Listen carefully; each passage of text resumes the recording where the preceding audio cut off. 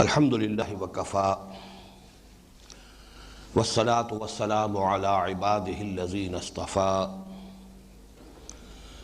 خصوصاً علی افضلهم وخاتم النبیین محمد الامین وعلی آلہ وصحبہ اجمعین اما بعد فاعوذ باللہ من الشیطان الرجیم بسم اللہ الرحمن الرحیم الذين آتيناهم الكتاب يتلونه حق تلاوته أولئك يؤمنون به ومن يكفر به فأولئك هم الخاسرون يا بني إسرائيل اذكروا نعمتي التي أنعمت عليكم وأني فضلتكم على العالمين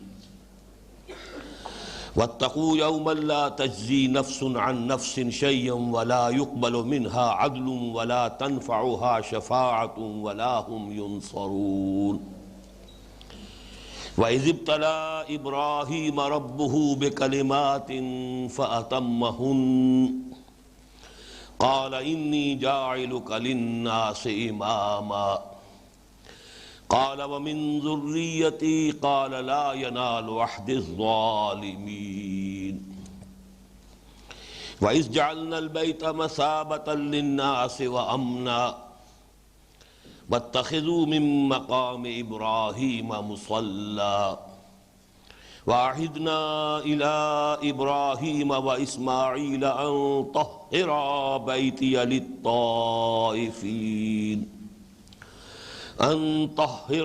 بيتي للطائفين والعاكفين والركع السجود وإذ قال إبراهيم رب اجعل هذا بلدا آمنا وارزق أهله من الثمرات من آمن منهم بالله واليوم الآخر قال ومن كفر فأمتعه قليلا ثم أضطره إلى عذاب النار وبئس المصير وإذ يرفع إبراهيم القواعد من البيت وإسماعيل ربنا تقبل منا إنك أنت السميع العليم ربنا واجعلنا مسلمين لك ومن ذريتنا أمة مسلمة لك وأرنا مناسكنا وتب علينا إنك أنت التواب الرحيم ربنا وابعث فيهم رسولا منهم يتلو عليهم آياتك ويعلمهم الكتاب والحكمة ويزكيهم إنك أنت العزيز الحكيم صدق الله العظيم رب اشرح لي صدري ويسر لي أمري واحلل عقدة من لساني يفقهوا قولي اللهم ربنا ألهمنا رشدنا وأعذنا من شرور أنفسنا اللهم أرنا الحق حقا وارزقنا اتباعه وأرنا الباطل باطلا وارزقنا اجتنابه اللهم وفقنا لما تحب وترضى وتقبل منا فإنك خير المتقبلين آمین یا رب العالمین۔ ہمارا آج کا درس اس اعتبار سے اپنی جگہ ذرا مختلف نوعیت کا ہے کہ ہم نے جو سورہ بقرہ کو مختلف حصوں میں تقسیم کیا ہے اس کا نصف اول جو پہلے 18 رکوعوں پر مشتمل ہے اس کے بھی پھر ہم نے 3 چھوٹے حصے قرار دیے۔ پہلے 4 رکوع تمہیدی، اس کے بعد 10.25 رکوع سمجھئے کہ جس میں خطاب سابق امت مسلمہ سے، پھر 4 رکوع تقریباً تحویلی۔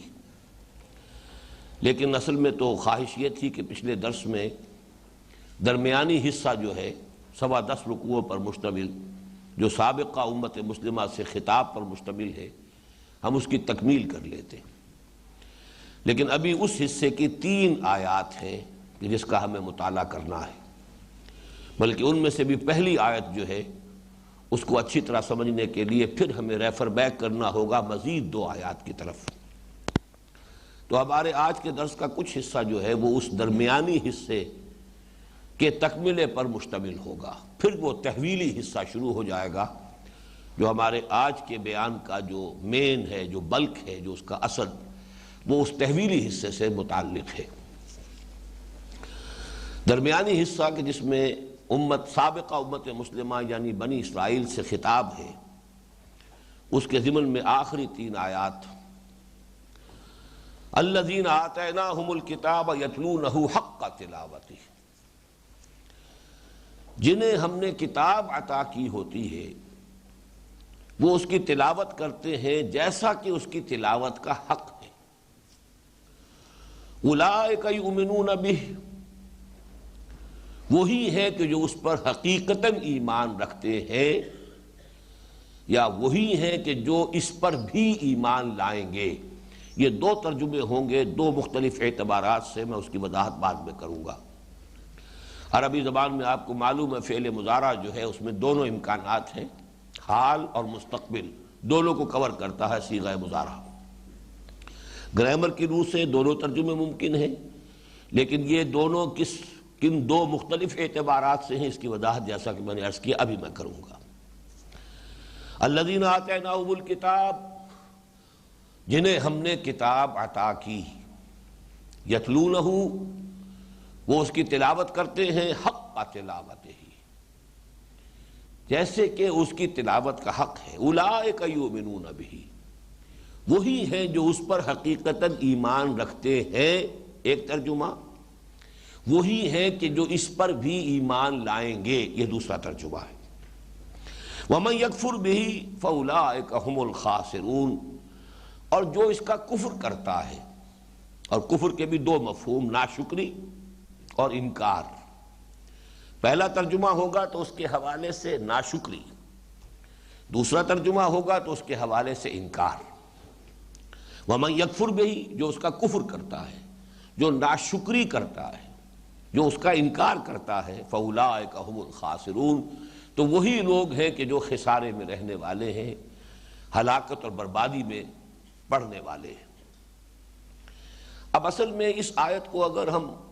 ایک آئسولیٹڈ آیت کی حیثیت سے علیحدہ، سیاق و سباق سے علیحدہ کر کے،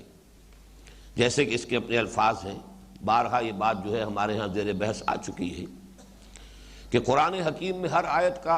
اپنی جگہ پر ایک مفہوم، اپنی جگہ پر اس کا ایک مدلول ہے، کونوٹیشن ہے، لیکن سیاق و سباق سے، ربط کلام سے، اس کے مفہوم میں، مدلول میں، اس کے معنی میں ایک نئی ڈائمنشن کا اضافہ ہوتا ہے، جس کی مثال میں یہ دیتا رہا ہوں کہ ہار ہے، اس ہار میں جو ہیرے ہیں یا موتی ہیں، ان میں سے ہر موتی اپنی جگہ پر ایک حسن کا مرقع ہے، مجسمہ ہے، لیکن ہار میں جو ترتیب ہوئی ہے، جس ترتیب سے انہیں پرویا گیا ہے، اب اس سے ان موتیوں کا حسن دوبالا ہو جاتا ہے۔ تو یہی معاملہ ہے کہ ہر آیت اپنی جگہ پر علم، حکمت، معنی، ہدایت، اس کا ایک بہت بڑا ہیرا ہے، بہت بڑا موتی ہے، تو اسے اپنی جگہ رکھ کر بھی دیکھیے۔ پھر یہ کہ جس طریقے سے اسے اس ہار کی ڈوری میں پرویا گیا ہے،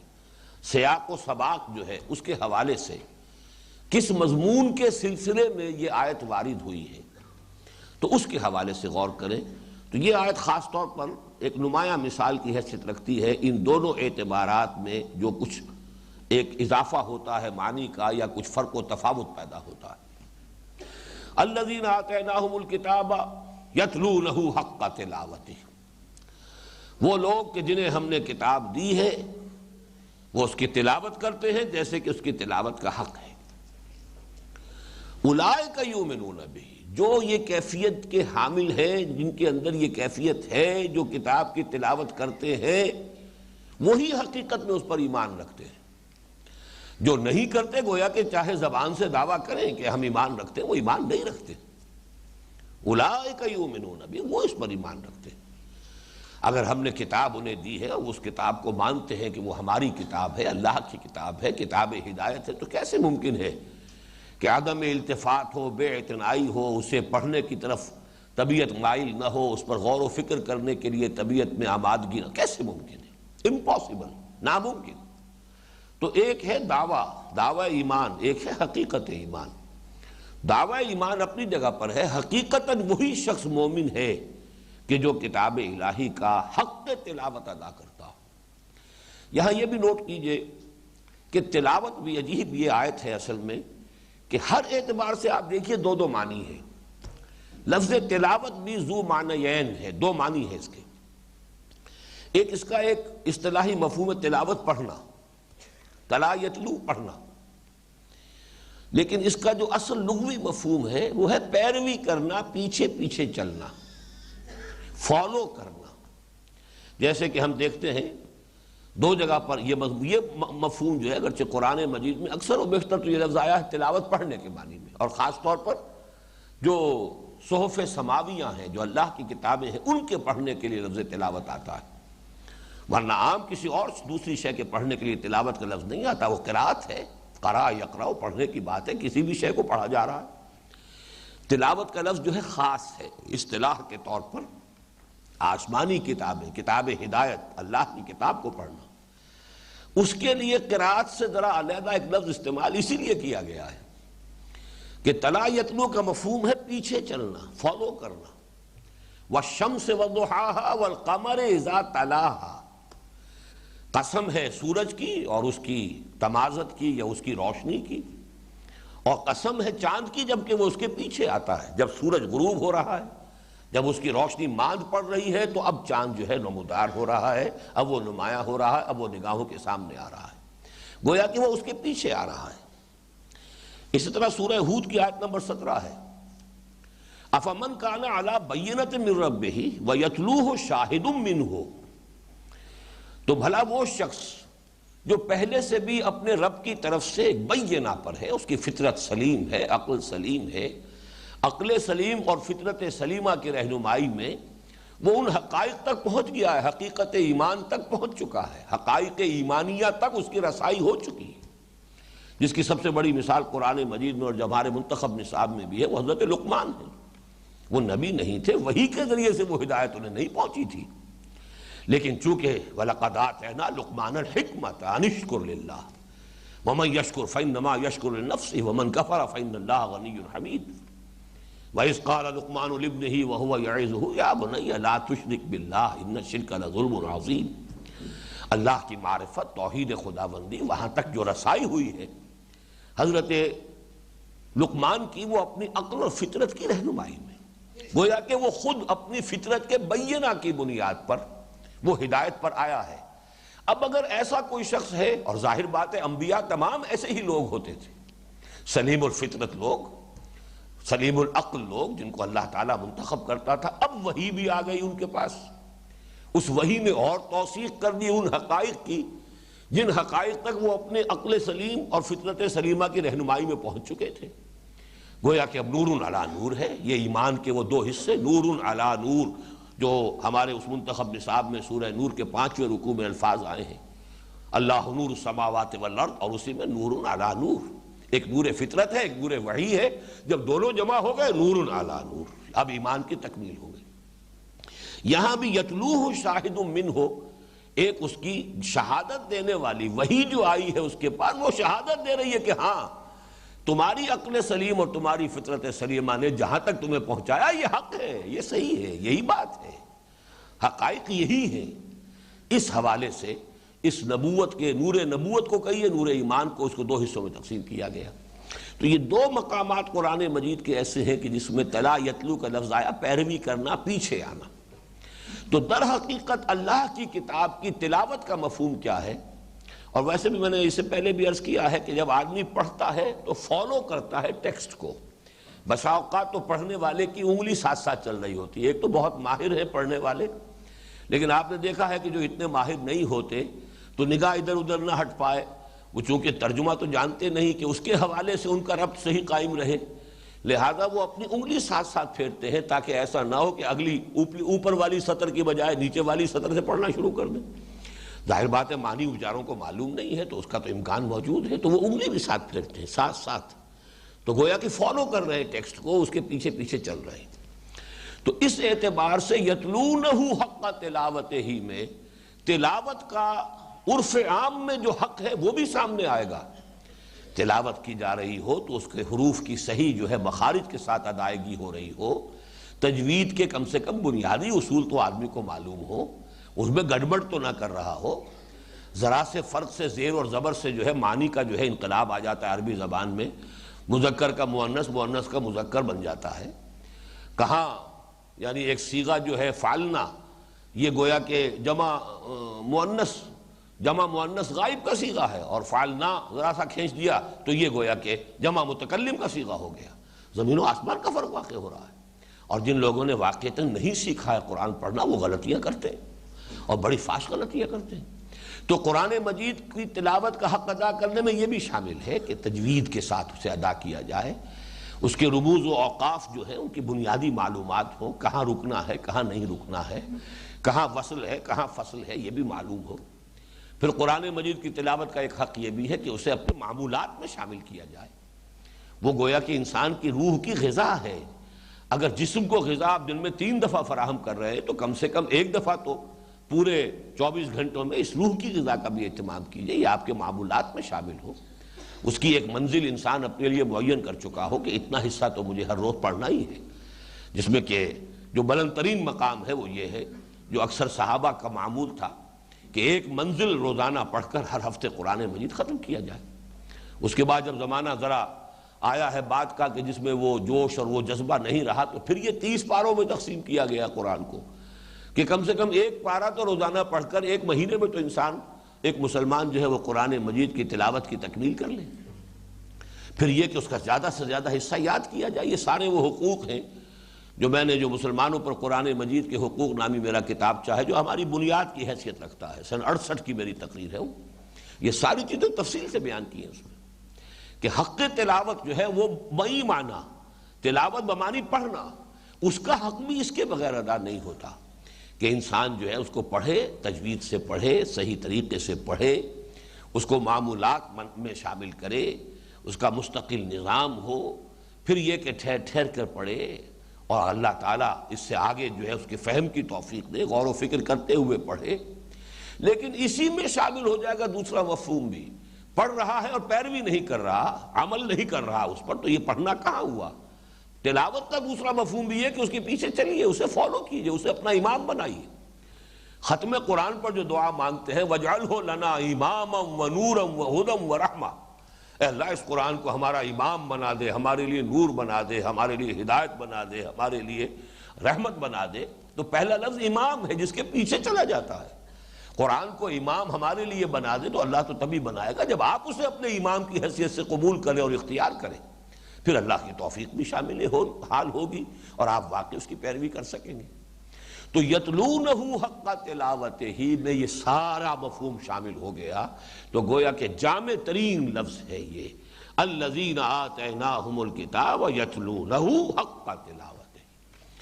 وہ لوگ کہ جنہیں ہم کتاب دیتے ہیں اور وہ اس کا حق ادا کرتے ہیں، اس کی تلاوت کا۔ اب فرمایا اولئک یؤمنون بہ، صرف وہ لوگ ہیں جو اس کا ایمان رکھتے ہیں حقیقتاً، باقی اگر مدعی ایمان بھی ہیں۔ میں نے شاید وہ حدیث نقل کی ہے اس کتابچے میں کہ کتنے ہی قرآن کے پڑھنے والے ایسے ہیں جنہیں جب وہ قرآن پڑھ رہے ہوتے قرآن ان پر لعنت کر رہا ہوتا، وہ بظاہر بڑا ثواب کا کام کر رہے ہیں، قرآن لعنت کر رہا ہوتا، اس لیے کہ سود کی آیت پڑھی ہے اور اللہ اور اس کے رسول کی طرف سے اعلان جنگ والی آیت بھی پڑھی ہے، اور خود سودی دھندا کر رہا ہے، سودی کاروبار کر رہا ہے، تو قرآن لعنت نہیں کرے گا اس وقت؟ تو بہت سے قرآن کے پڑھنے والے جنہیں اس لعنت ملامت کے سوا قرآن کے پڑھنے سے کچھ حاصل نہیں ہوتا۔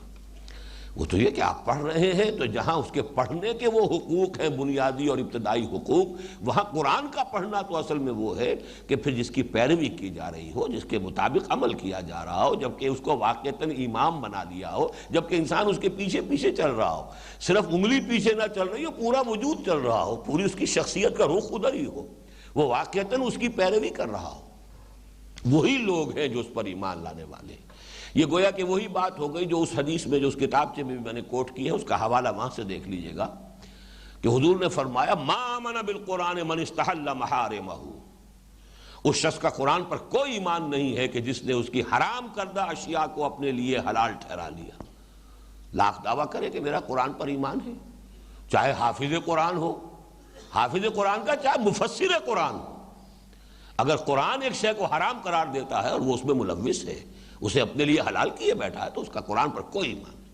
ما آمن بالقرآن من استحل محارمہ، وہ گویا کہ منفی اسلوب ہے اسی بات کا، اولئک یؤمنون بہ، یہ ہے وہ لوگ جو واقعتاً اس پر ایمان رکھتے ہیں، وہ اگر دعویٰ ایمان کرے تو سچے ہیں۔ ومن یکفر بہ، اب یہاں یکفر انکار کے معنی میں نہیں آئے گا اس مفہوم میں، بلکہ کفر جو ہے وہ شکر کے مقابلے میں ہے۔ وہی آیت جو ہم ابھی سورہ لقمان کی پڑھ رہے تھے، جو وَلَقَدْ آتَيْنَا لُقْمَانَ الْحِكْمَةَ أَنِ اشْكُرْ لِلَّهِ وَمَنْ يَشْكُرْ فَإِنَّمَا يَشْكُرُ لِنَفْسِهِ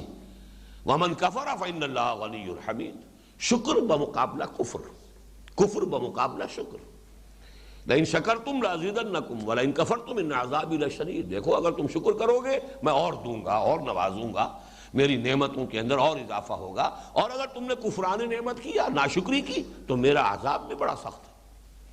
تو یہاں پر گویا کہ وہ لوگ ناشکری کر رہے ہیں، اللہ کی کتاب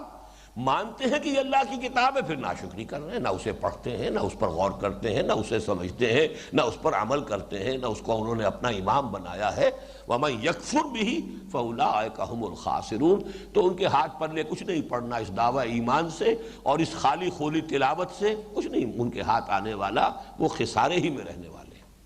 اور خسارے کا لفظ بارہا میں نے عرض کیا ہے، وہ جو سورۃ العصر پر میرا کتابچہ ہے اس میں لفظ خسارہ پر بھی بحث ہے کہ قرآن مجید میں کامیابی کے لیے تو بہت سے مختلف الفاظ آتے ہیں، اولئک هم الراشدون، اولئک هم المفلحون، اب یہ مختلف الفاظ آتے چلے جائیں گے، فائزون، راشدون، مفلحون، لیکن یہ کہ اس کے برعکس کے لیے سب سے جامع لفظ جو ہے وہ خسارہ، والعصر ان الانسان لفی خسر ذالک هو الخسران المبین،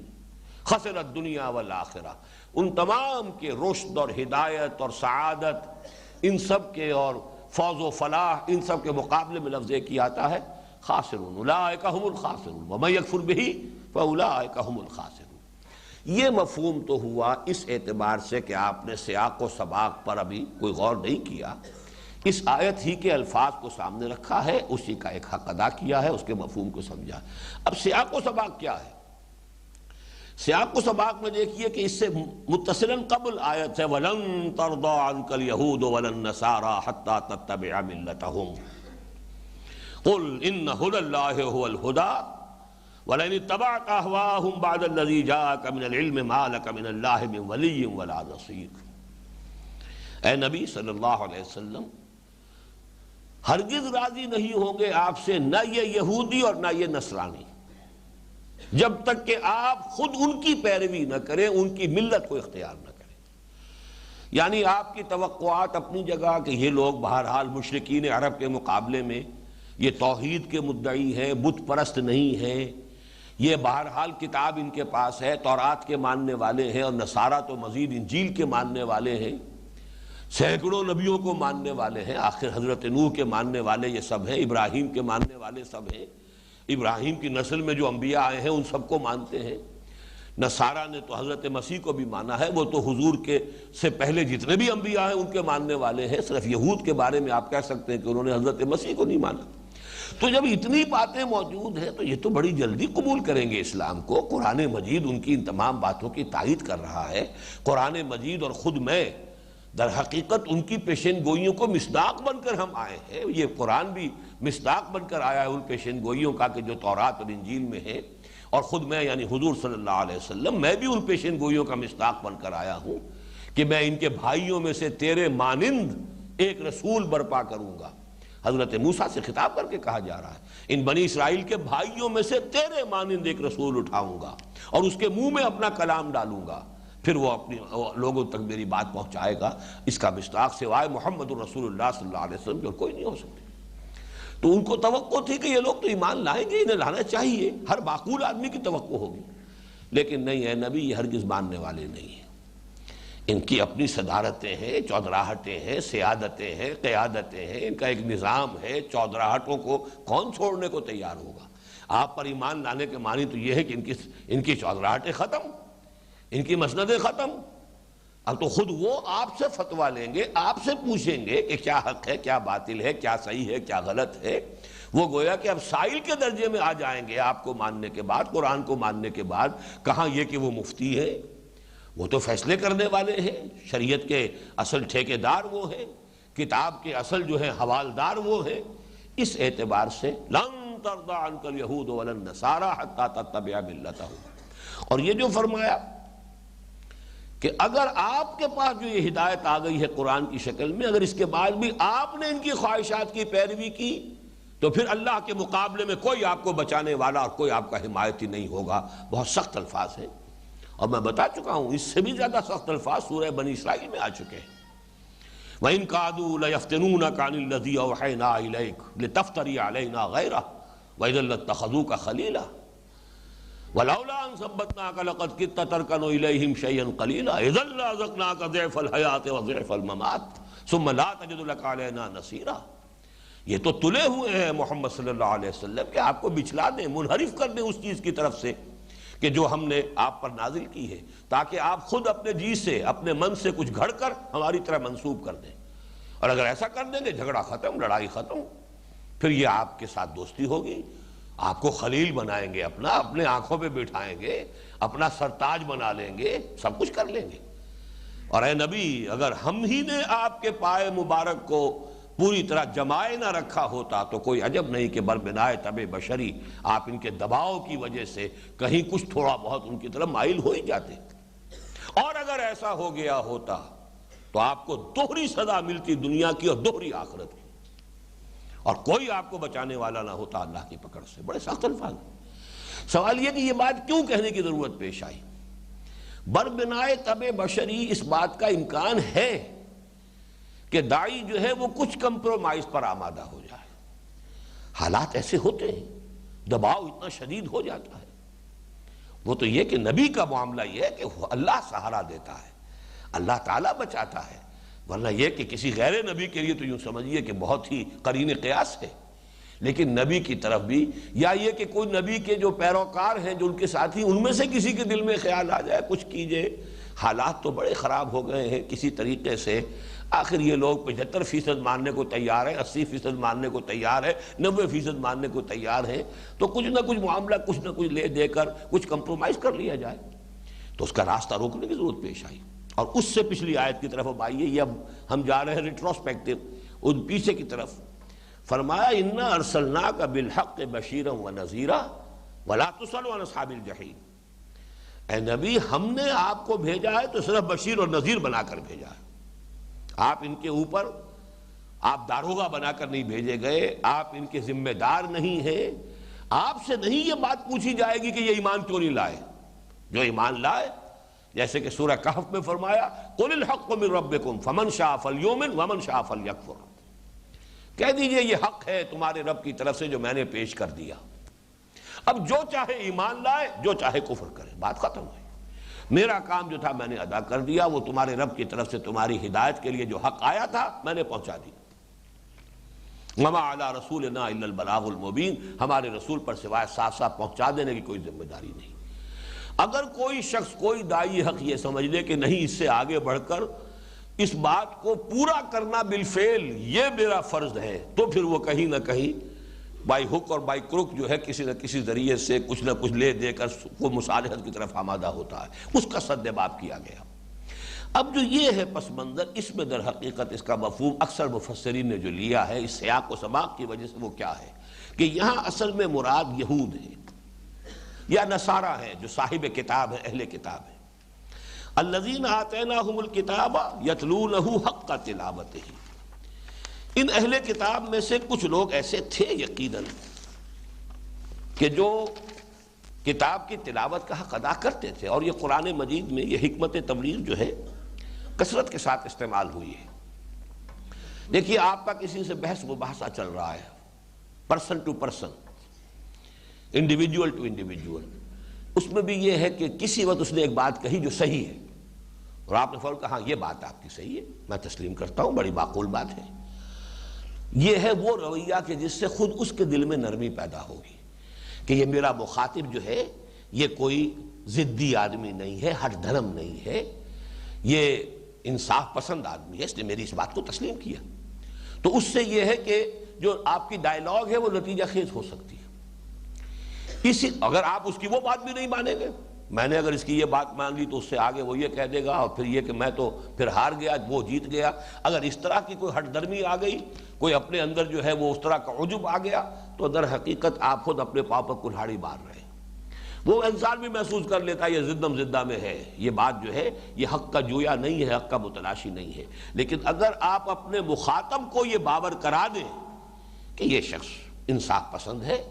حق کو تسلیم کرتا ہے، تبھی تو وہ پھر آپ کی بات کے اوپر بھی ہمدردی کے ساتھ اور کھلے دل کے ساتھ، کھلے ذہن کے ساتھ غور کرے گا۔ اسی طرح جب کہیں گروپ سے گروپ کا معاملہ ہو رہا ہو، تو اب ظاہر بات ہے برے سے بری کسی جماعت اور یا قوم میں یا ملت کے اندر بھی کچھ تو اچھائیاں ہوتی ہیں نا، ان کی اچھائیوں کے پہلو کو نمایاں کیجئے، بیان کیجئے، تاکہ اس گروہ میں، اس جماعت کے اندر یہ احساس ہو کہ یہ شخص ہماری مخالفت کے اوپر اس نے جو ہے ادھار نہیں کھائے بیٹھا ہوا، ہماری مخالفت ہی کے اوپر جو ہے اس نے کمر نہیں کسی ہوئی، ہمارے اندر اگر کوئی خیر کا پہلو ہے تو وہ تسلیم کرتا۔ یہی وجہ قرآن مجید میں سورہ آل عمران میں آپ دیکھیں کہ لیسو سوا، یہ تمام اہل کتاب برابر نہیں ہے، ان میں وہ بھی ہے امت قائمۃ آناء اللیل، ایسے لوگ بھی ہیں راتوں کو کھڑے رہتے ہیں اللہ کے حضور میں۔ اسی طریقے سے فرمایا کہ ان میں وہ لوگ بھی ہیں من ان تامنہ بقنطار یؤدہ الیک، ایسے لوگ بھی ہیں امانت دار کہ ڈھیروں سونا بھی ان کے پاس امانت رکھوا دو گے وہ واپس کر دیں گے، وہ بددیانتی نہیں کریں گے، خیانت نہیں کریں گے۔ وَمِنْهُمْ مَنْ إِنْ تَأْمَنْهُ بِدِينَارٍ لَا يُؤَدِّهِ إِلَيْكَ إِلَّا مَا دُمْتَ عَلَيْهِ قَائِمًا، لیکن ایسے لوگ بھی ہیں کہ اگر ایک دینار بھی کہیں ان کے پاس رکھوا دیا تو وہ ہرگز واپس نہیں کریں گے، الا یہ کہ سر پر سوار ہو کر وصول کر لو، یہ بات تو دوسری ہے، وہ تو طاقت سے تم نے واپس لیا ہے، ورنہ یہ کہ وہ اپنے بس پڑتے وہ ایک دینار کے بھی اندر بھی خیانت کریں گے، اسے بھی واپس کرنے کو تیار نہیں۔ تو جو جہاں خیر ہے اس خیر کو بھی تسلیم کرو، جو شر ہے اس کو بھی بیان کرو۔ اگر آپ ان کے خیر کو مانیں گے تب وہ اپنے شر کے اوپر بھی غور کرنے کو تیار ہوں گے کہ ہمارے دامن پر یہ دھبے ہیں واقعتاً، اس لیے کہ جو ہماری اندر خیر ہے وہ تو یہ مان رہے ہیں، اسے تسلیم کر رہے ہیں۔ کوئی ہول سیل ریجیکشن نہیں ہے، ہول سیل کنڈمنیشن ہو رہی ہو تو ظاہر بات ہے کہ پھر فریق ثانی کے اندر بھی ایک ضد پیدا ہو جائے گی، ہٹ درمی پیدا ہو جائے گی، اور اس کے اندر جو ہے کسی بھی بات کو قبول کرنے کے لیے اس کا دل جو ہے وہ کھلا نہیں رہے گا۔ تو اسی حوالے سے آپ دیکھیے کہ قرآن مجید میں اہل کتاب میں جو بھی خیر کا پہلو تھا اسے بھی اجاگر کیا گیا ہے۔ اس میں اب ایک نقطے کا میں اضافہ کر رہا ہوں، یہ اضافہ جو ہے یہ مولانا فراہی اور مولانا اصلاحی صاحب یہ جو مکتب فکر ہے تفسیر کا، یہ ان کا ہے، اور چونکہ اسالیب قرآن خاص موضوع تھا مولانا فراہی رحمۃ اللہ علیہ کا، اس پر ان کی ایک کتاب بھی ہے، اگرچہ کتاب کہنا اسے مناسب نہیں ہے، رسالہ کا یہ چھوٹی سی کتاب ہے۔ قرآن مجید کے بعد مخصوص اسالیب ہیں، ان کی پہچان حاصل ہو جائے تو وہ گویا کہ کلید کا کام دیتے ہیں بہت سے معاملات کے اندر۔ اب قرآن مجید میں اہل کتاب کا تذکرہ دو انداز میں آتا ہے، والذین اوتوا الکتاب، اب یہ مجہول کا صیغہ ہے، پیسو وائس، وہ لوگ جنہیں کتاب دی گئی تھی، اور الذین آتیناہم الکتاب، وہ لوگ جنہیں ہم نے کتاب عطا فرمائی۔ یہ دو مختلف اسلوب ہیں، ایک ایکٹیو وائس ہے، ایک جو معروف کا صیغہ ہے جنہیں ہم نے کتاب دی، اور ایک وہ جنہیں کتاب دی گئی تھی، جو کتاب دیے گئے۔ ان دونوں اسلوبوں میں یہ فرق بیان کیا گیا، اور بڑے دل کو لگنے والی بات ہے کہ جہاں کوئی مقام مدح ہے، جہاں کوئی ان کے خیر کو نمایاں کرنا ہے، وہاں الذین آتیناہم الکتاب، یہ معروف کا اسلوب جو ہے وہ وہاں آتا ہے۔ لیکن جہاں ان کی کوئی ذم کا پہلو ہے، قابل مذمت کوئی بات ان کی بیان کرنی ہے، تو وہاں الذین اوتوا الکتاب، وہ لوگ کہ جنہیں کتاب دی گئی تھی، ان کا طرز عمل یہ ہے، ان کا جو معاملہ ہے وہ یہ ہے۔ تو یہاں پر جو لفظ آیا ہے الذین آتیناہم الکتاب، یہ اہل کتاب کے ان حق پرست لوگوں کا تذکرہ ہو رہا ہے کہ جو ان میں خال خال، جیسے وہ علامہ اقبال کا شعر ہے، خال خال اس قوم میں اب تک نظر آتے ہیں، وہ کرتے ہیں اشک سحر گاہی سے جو ظالم وضو۔ تو بہرحال مسلمان قوم کتنی ہی گر گئی، کتنی پستی میں چلی گئی، کتنی خراب ہو گئی، لیکن پھر بھی افراد تو ایسے موجود ہیں خال خال اس قوم میں اب تک نظر آتے ہیں، وہ کرتے ہیں اشک سحر گاہی سے جو ظالم وضو۔ اسی طرح کا معاملہ یہ ہے کہ ان میں ہے کچھ لوگ، چاہے وہ آٹے میں نمک کے برابر ہے، کوئی پرواہ نہیں، لیکن اگر ہے تو اس کو نمایاں کیجئے، اسے بیان کیجئے۔ اس سے در حقیقت آپ کی دعوت کے لیے دل کھلیں گے، آپ کی بات سننے کے لیے ذہن آمادہ ہوں۔ الذین آتیناہم الکتاب، اب یہاں اگر اس تعویل کو لیا جائے تو یہاں یہ اہل کتاب کے ان حق پسند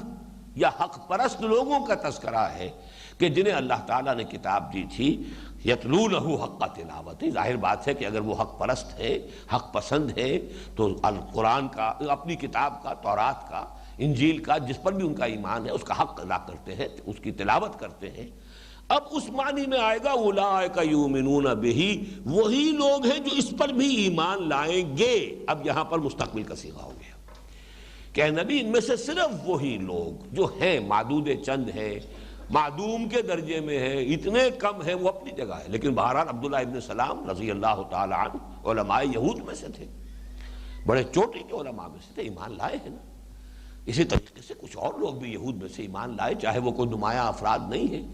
لیکن یہ کہ عبداللہ ابن سلام تو چونکہ ان کے چوٹی کے علماء میں سے تھے رضی اللہ تعالی عنہ، وہ ایمان لائے۔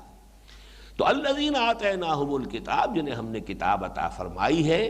یعنی جو اس کے حق ادا کرنے والے ہیں، جو اس کی قدر و منزلت کو پہچاننے والے ہیں، اور اس کا ثبوت کیا ہے؟ یتلونہ حق تلاوتہ، وہ اپنی اس کتاب کے ساتھ وہی معاملہ کرتے ہیں کہ جو کسی مومن کو کرنا چاہیے، وہ اس کو پڑھتے ہیں جیسے کہ اس کے پڑھنے کا حق ہے، اس کی پیروی کرتے ہیں جیسے کہ پیروی کرنے کا حق ہے۔ اولئک یؤمنون بہ، وہی لوگ ہوں گے کہ جو اس پر ایمان لائیں گے۔ وَمَن يَكْفُرْ بِهِ فَأُولَٰئِكَ هُمُ الْخَاسِرُونَ، اور جو لوگ اس کا انکار کریں گے، اب یہ بات آ گئی، یہاں پہ اب ترجمہ ہوگا اس کا انکار، جو قرآن کو یہاں گویا کہ بہی کی ضمیر اس معنی میں اب آ رہی ہے قرآن کی طرف۔ الذین آتیناہم الکتاب، وہ مراد ہے کتاب سے تورات اور انجیل، وہ لوگ کہ جو حقیقتاً اپنی کتابوں پر ایمان رکھنے والے ہیں، جو حقیقتاً اس کی تلاوت کا حق ادا کرتے ہیں، جو اس کی پیروی کرتے ہیں، اولئک یؤمنون بہ، وہ اس پر بھی ایمان لائیں گے، اس قرآن پر بھی۔ ومن یکفر بہ، اور جو اس کا انکار کرے گا، فاولئک هم الخاسرون، تو وہ تو بہرحال پھر خسارہ پانے والوں میں سے ہے، وہ تو تباہی اور بربادی جو ہے اس کا مقدر بنے گی۔ اب یہ تو سمجھیے آخری آیت تھی اس بنی اسرائیل سے خطاب کے ضمن میں، اگرچہ دو آیتیں ابھی اور آ رہی ہیں، لیکن یہ دو آیتیں وہی ہیں کہ جن سے چھٹے رکوع میں آغاز ہوا تھا۔ ان میں سے پہلی آیت تو بین ہی انہی الفاظ کے ساتھ ہے، اسی لیے میں بریکٹ کا لفظ استعمال کرتا ہوں، وہاں بریکٹ شروع ہوئی تھی، یہاں وہ بریکٹ بند ہو رہی ہے۔ ویسے تو یہ کہ بریکٹ ایک اس طرح بھی ہوا کرتی تھی، سیدھا خط چلا آ رہا ہے، صرف یہ کہ اوپر کنڈے سے نظر آ رہے ہیں، وہ ادھر کی طرف رخ ہے یا ادھر کی طرف رخ ہے، تو بڑا معمولی سا فرق بتا دیتا ہے کہ یہاں بریکٹ شروع ہونے کی نشانی ہے اور یہ بریکٹ کے ختم ہونے کی نشانی ہے۔ وہی فرق آپ کو اس مقام پر دوسری آیت میں نظر آ جائے گا۔ پہلی آیت بعین ہی وہی ہے، یا بنی اسرائیل اذکروا نعمتی التی انعمت علیکم، اے بنی اسرائیل، اے یعقوب کی اولاد۔ اسرائیل میں آپ کو بتا چکا ہوں، ایل عبرانی میں کہتے ہیں اللہ کے لیے، اللہ کے لیے لفظ ایل ہے۔ اسر بندہ، اسیر، اسیر کون ہے؟ جو کہ کہیں جکڑا ہوا ہے، جس کی بہترین مثال حضور نے دی کہ مومن کی مثال کیا ہے؟ اس گھوڑے کی سی ہے جو بندھا ہوا ہے۔ مثل المومن کمثل الفرس فی اخیتہ، مومن کی مثال اس گھوڑے کی ہے جو گھوٹے سے بندھا ہوا ہے۔ تو اسرائیل اللہ کے ساتھ بندھا ہوا، اللہ کا غلام، اس کو غلام اللہ کہیں، عبداللہ کہیں، اسرائیل کے لفظی معنی یہ ہے، اور یہ حضرت یعقوب کا لقب تھا اسرائیل۔ یا بنی اسرائیل، اے اسرائیل کی اولاد، اے یعقوب کی اولاد، اذکروا نعمتی التی انعمت علیکم، یاد کرو میری اس نعمت کو جو میں نے تم پر انعام فرمائی۔ وہ نعمتیں جو ہے جو بار بار گنوائی گئی ہیں، نعمت ہدایت ہے، جس طرح کے عذاب میں مبتلا تھے اس سے تمہیں آزادی دلائی گئی تھی، پھر یہ کہ کس طرح کے معجزے تمہیں دکھائے گئے، پھر تمہیں کتاب دی گئی، سب سے بڑی نعمت کتاب ہدایت تورات تمہیں عطا کی گئی، تو یہ نعمتیں جو ہیں ان کو گنوا کر وَأَنِّي فَضَّلْتُكُمْ عَلَى الْعَالَمِينَ، میں نے تمہیں تمام جہان والوں پر فضیلت دی۔ اگرچہ لفظی ترجمہ اس کا ہوتا ہے میں نے تمہیں تمام جہانوں پر فضیلت دی۔ اس میں بھی مولانا فراہی رحمۃ اللہ علیہ نے جو اس کی تعبیر کی ہے، اور ایک اصول کے درجے میں، کہ کبھی کبھی ایسا ہوتا ہے کہ مظروف کی جمع کو لانے کے لیے ظرف کو جمع کر دیا جاتا ہے۔ گلاسوں کا پانی، مطلب یہ کہ گلاس کا سارا پانی، اتنے گلاس، اتنے مطلب گلاس میں جتنا پانی ہے۔ عالمین جہانوں والے یعنی جہان والے سب، رحمت للعالمین تمام جہان والوں کے لیے، تمام جہانوں والے کے لیے، ایک لفظی ترجمہ یہ ہوگا، لیکن ایک یہ ہے کہ حضور صلی اللہ علیہ وسلم کو بھیجا گیا ہے نوع انسانی کی طرف، ملائکہ کی طرف تو رسول بنا کر نہیں بھیجے گئے، وہ تو ہے تو نوع انسانی کے لیے، لیکن تمام انسان اس جہان کے کل انسانوں کے لیے آپ رسول بنا کر بھیجے گئے صلی اللہ علیہ وسلم۔ تو یہاں پر بھی انی فضلتکم علی العالمین، میں نے تمہیں فضیلت دی ہے تمام جہان والوں پر، یعنی تمام نوع انسانی پر، اور یہ فضیلت یہی ہے۔ کتاب 2000 برس تک تو اس مقام پر فائز رہے، میں نوٹ کر کے لایا تھا لیکن مجھے یاد نہیں رہا۔ یہ 4 مقامات ایسے ہیں قرآن مجید کے کہ جس میں یہ الذین آتیناہم الکتاب کا انداز آیا، ورنہ اکثر و بیشتر تو اہل کتاب پر جو ہے تنقید ہوئی ہے، ان کے جو کنڈمنیشن والی معاملات ہیں وہی آئے ہیں، تو اوتوا الکتاب، وہ لوگ جنہیں کتاب دی گئی، لیکن یہ کہ الذین آتیناہم الکتاب یعرفونہ کما یعرفون ابناءہم، یہ سورہ بقرہ ہی میں آگے چل کر آیت آ جائے گی، والذین آتیناہم الکتاب یعلمون انہ منزل من ربک بالحق، سورہ انعام آیت 114، والذین آتیناہم الکتاب یفرحون بما انزل الیک، سورہ رعد آیت 36، الذین آتیناہم الکتاب من قبلہ ہم بہ یؤمنون، سورہ قصص آیت 56۔ تو اس طریقے سے 4 مقامات پر یہ آیا ہے کہ انہیں کتاب دی گئی، اور ان کے لیے ایک معاملہ جو ہے وہ پھر مدح کی بات آتی ہے۔ یا بنی اسرائیل اذکروا نعمتی التی انعمت علیکم وانی فضلتکم علی العالمین، تمام جہان والوں پر تمہیں فضیلت عطا کی ہے۔ یہی مفہوم پھر امت مسلمہ کے لیے آیا ہے 2 طرح کے الفاظ سے۔ سابقہ امت کے لیے بین ہی یہی الفاظ انی فضلتکم علی العالمین، اسی سورہ مبارکہ میں اس سے پہلے 6 رکوع کے آغاز میں آ چکی یہی آیت، جو کہ تو کوئی شوشے کا فرق بھی نہیں۔ موجودہ امت مسلمہ کے لیے کنتم خیر امت اخرجت للناس تأمرون بالمعروف وتنہون عن المنکر وتؤمنون باللہ۔ اب یہاں خیر امت، بہترین امت، تمام امتوں میں بہترین، اس اعتبار سے پھر یہ گویا کہ سابقہ امت سے بھی درجہ افضل ہو جاتا ہے۔ الفاظ کی تعبیر کا فرق ہے کہ جتنی امتیں بھی دنیا میں ہوئی ہیں ان میں خیر امت، تمام امتوں میں سب سے بہترین امت وہ یہ امت محمد صلی اللہ علیہ وسلم۔ کنتم خیر امت، یا یہ کہ جس کو کہا گیا ہے امتا وسطا لتکونوا شہداء علی الناس ویکون الرسول علیکم شہیدا، وہ تو اسی تحویلی حصے میں انہی 4 رکوعوں میں آ جائے گے، یہ آیت مبارکہ 17ویں رکوع میں، وَكَذَلِكَ جَعَلْنَاكُمْ أُمَّةً وَسَطًا لِتَكُونُوا شُهَدَاءَ عَلَى النَّاسِ وَيَكُونَ الرَّسُولُ عَلَيْكُمْ شَهِيدًا۔ تو چونکہ ایکسٹریمز جو ہیں ان کے بارے میں عام عرف عام یہ ہے کہ وہ بات اچھی نہیں ہوتی، بڑا ایکسٹریمسٹ ہے، تو ایکسٹریم پر چلے جانا جو ہے یہ کوئی پسندیدہ شے نہیں۔ ایک معتدل مزاج ہو، معتدل انداز ہو، تو وہ گویا کہ ایک محمود ہے، بات اچھی بات ہے۔ اس حوالے سے امت وسط اس معنی میں یہاں بھی اس کا ترجمہ اکثر لوگوں نے کیا بہترین امت، درمیانی امت، بہترین امت، اگرچہ اس کے اندر گنجائش ہے کسی اور مفہوم کی بھی، اور وہ میں جب اس مقام پر ہم پہنچیں گے تو انشاءاللہ تفصیلاً گفتگو ہوگی۔ یا بنی اسرائیل اذکروا نعمتی التی انعمت علیکم وانی فضلتکم علی العالمین واتقوا یوما لا تجزی نفس عن نفس شیئا ولا يقبل منها عدل ولا تنفعها شفاعۃ ولا هم ينصرون۔ اب اس آیت میں تھوڑا سا خم دیا گیا ہے بریکٹ کو بند کرنے کے لیے، اول و آخر وہی ہے، واتقوا یوما لا تجزی نفس عن نفس شیئا، بین ہی انہی الفاظ سے وہ آیت شروع ہوئی، آیت نمبر 2 6 رکوع کی آیت، لیکن اس کے بعد پہلے شفاعت آئی، ولا يقبل منها شفاعۃ، یہاں شفاعت کو مؤخر کیا گیا، اور ولا یؤخذ منها عدل، یہ عدل کو وہاں پر یعنی کوئی اس کی فدیہ جو ہے اس کو مؤخر کیا گیا، یہاں پر عدل کو پہلے لے آئے، اور یکملوں کا لفظ شفاعت کے ساتھ تھا، یہاں عدل کے ساتھ لگا دیا، اور شفاعت کے ساتھ آیا ولا تنفعها شفاعۃ، چیزیں وہی 4 ہیں۔ ڈرو اس دن سے جس دن کوئی جان کسی دوسرے انسان کے کچھ کام نہ آ سکے گی، نہ کوئی شفاعت اسے کوئی فائدہ پہنچا سکے گی، نہ اس سے کوئی فدیہ یا معاوضہ قبول کیا جائے گا، ولا هم ينصرون، اور نہ ان کی کسی طرف سے کوئی مدد ہو سکے گی۔ تو 4 چیزیں جو کی تو ہیں، اور اول و آخر جو کہ تو جیسے کہ وہاں ہے، واتقوا یوما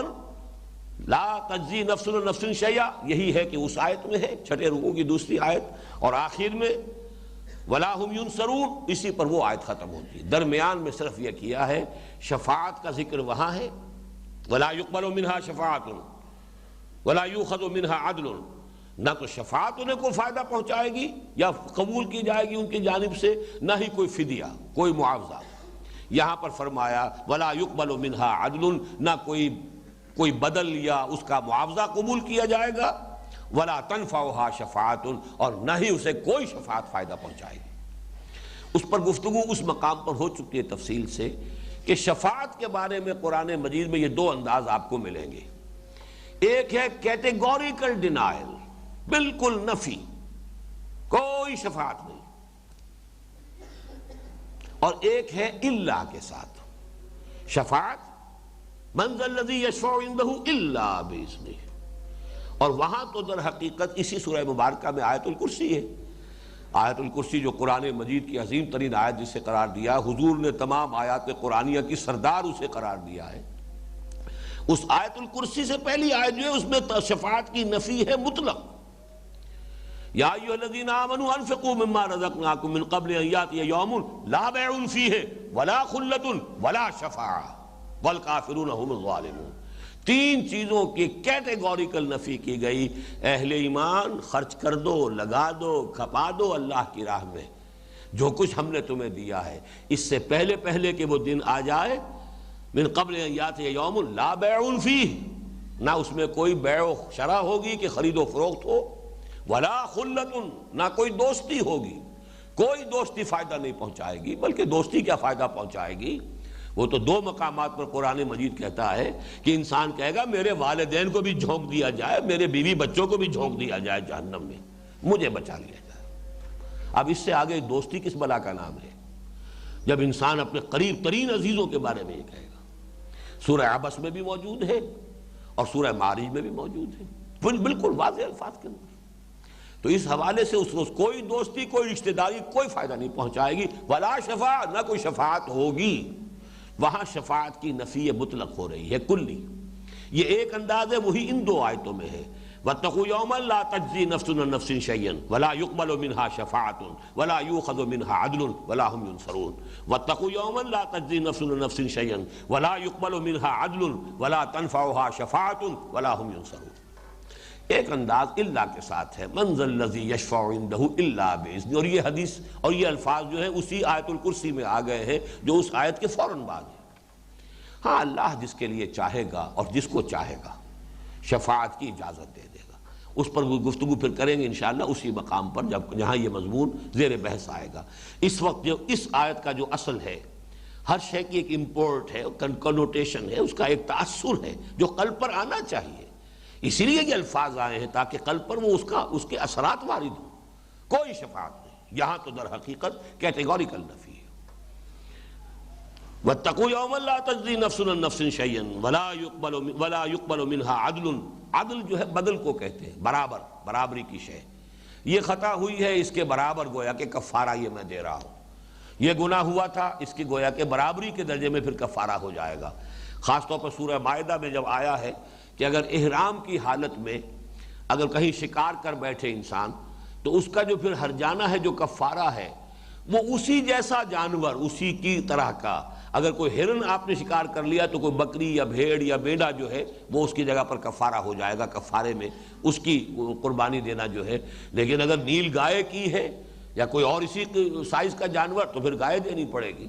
اس حوالے سے اس کے بھی برابری کا معاملہ ہوگا، تو جتنی بڑی خطا ہے اتنا ہی بڑا اس کا کوئی جرمانہ یا اس کا کفارہ جو ہے وہ بھی اس کے برابر ہوگا۔ اس حوالے سے عدل، کسی شے کا کوئی فدیہ، کسی شے کا کوئی بدل، کسی شے کا کوئی معاوضہ، ظاہر بات ہے کہ وہاں معاوضہ کیا ہوگا، کسی کے پاس دینے کے لیے کیا ہوگا؟ وہ تو یہ کہ حقوق العباد کے معاملے میں تو حدیث میں آتا ہے کہ وہاں کی کرنسی ہوگی نیکیاں اور گناہ۔ آپ نے کسی کا حق مارا تھا، کسی پر زیادتی کی تھی، کسی کی بے عزتی کی تھی، کسی کی آپ نے غیبت کی تھی، کسی پر تہمت لگائی تھی، کسی کا مال ہڑپ کیا تھا، تو بہرحال وہ جب آئے گا مدعی بن کر تو اور تو آپ کے پاس کچھ نہیں ہے، آپ کی نیکیاں ہوں گی جو اس کے حوالے کر دی جائیں گی۔ تم یہ لے جاؤ تم وہ لے جاؤ۔ وہ حدیث میں نے بارہا بیان کی ہے کہ حضور نے اس بات کو سمجھانے کے لیے بڑا پیارا انداز اختیار کیا، پہلے سوال کیا اتدرون من المفلس، کیا آپ لوگ جانتے ہیں مفلس کسے کہتے ہیں؟ مفلس کون ہوتا ہے؟ یہ انداز تھا حضور کا، سادہ سی بات ہے لیکن سوال کیا ہے تو لوگ چونک گئے نا، کوئی خاص بات معلوم ہوتی ہے، مفلس کے معنی پوچھ رہے ہیں۔ پھر انداز یہ تھا کہ سب نے جو جواب دیا وہ یہی تھا، المفلس عندنا من لا درہم لہ ولا دینار، اے حضور ہمارے نزدیک تو مفلس وہی ہوتا ہے جس کے پاس درہم و دینار نہیں، روپیہ پیسہ نہیں۔ آپ نے فرمایا نہیں، میری امت کا مفلس وہ ہوگا کہ جب قیامت کے دن حاضر ہوگا تو نمازیں بھی بہت سی لے کر آئے گا، روزے لے کر آئے گا، عبادات لے کر آئے گا۔ ایگزیکٹ الفاظ اب مجھے نہیں ہے یاد، میں اس کی وضاحت گویا کہ کر رہا ہوں کہ فرض کیجئے بہت سے عمرے کیے ہیں، بہت سے حج کیے ہیں، ڈھیروں حج ڈھیروں عمرے، وقد شتم ھذا واکل مال ھذا، اس شخص کی اس نے اس کو گالی دی تھی، اس کی بے حرمتی کی، اس کی بے عزتی کی، اس کا مال غلط طریقے پر حرام طریقے پر ہڑپ کر لیا۔ اب جب مدعی آئیں گے تو کسی کو اس کی نمازیں دے دی جائیں گی، لو بھائی اس کی نمازیں لے جاؤ، یہی ہے یہاں پر، یا یہ کسی کو اس کے روزے دے دیے جائیں گے،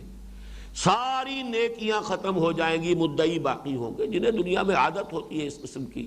غیبت کرنے کی عادت ہی پڑی ہوئی ہے، تو یہ تو سویٹ ڈش ہے، ہر کھانے کے بعد جو ہے بڑی لذیذ ہوتی ہے ڈش، وہ تو کرتے ہی رہیں گے، پھر کوئی ایک آدھ مرتبہ کی بات تو نہیں ہے۔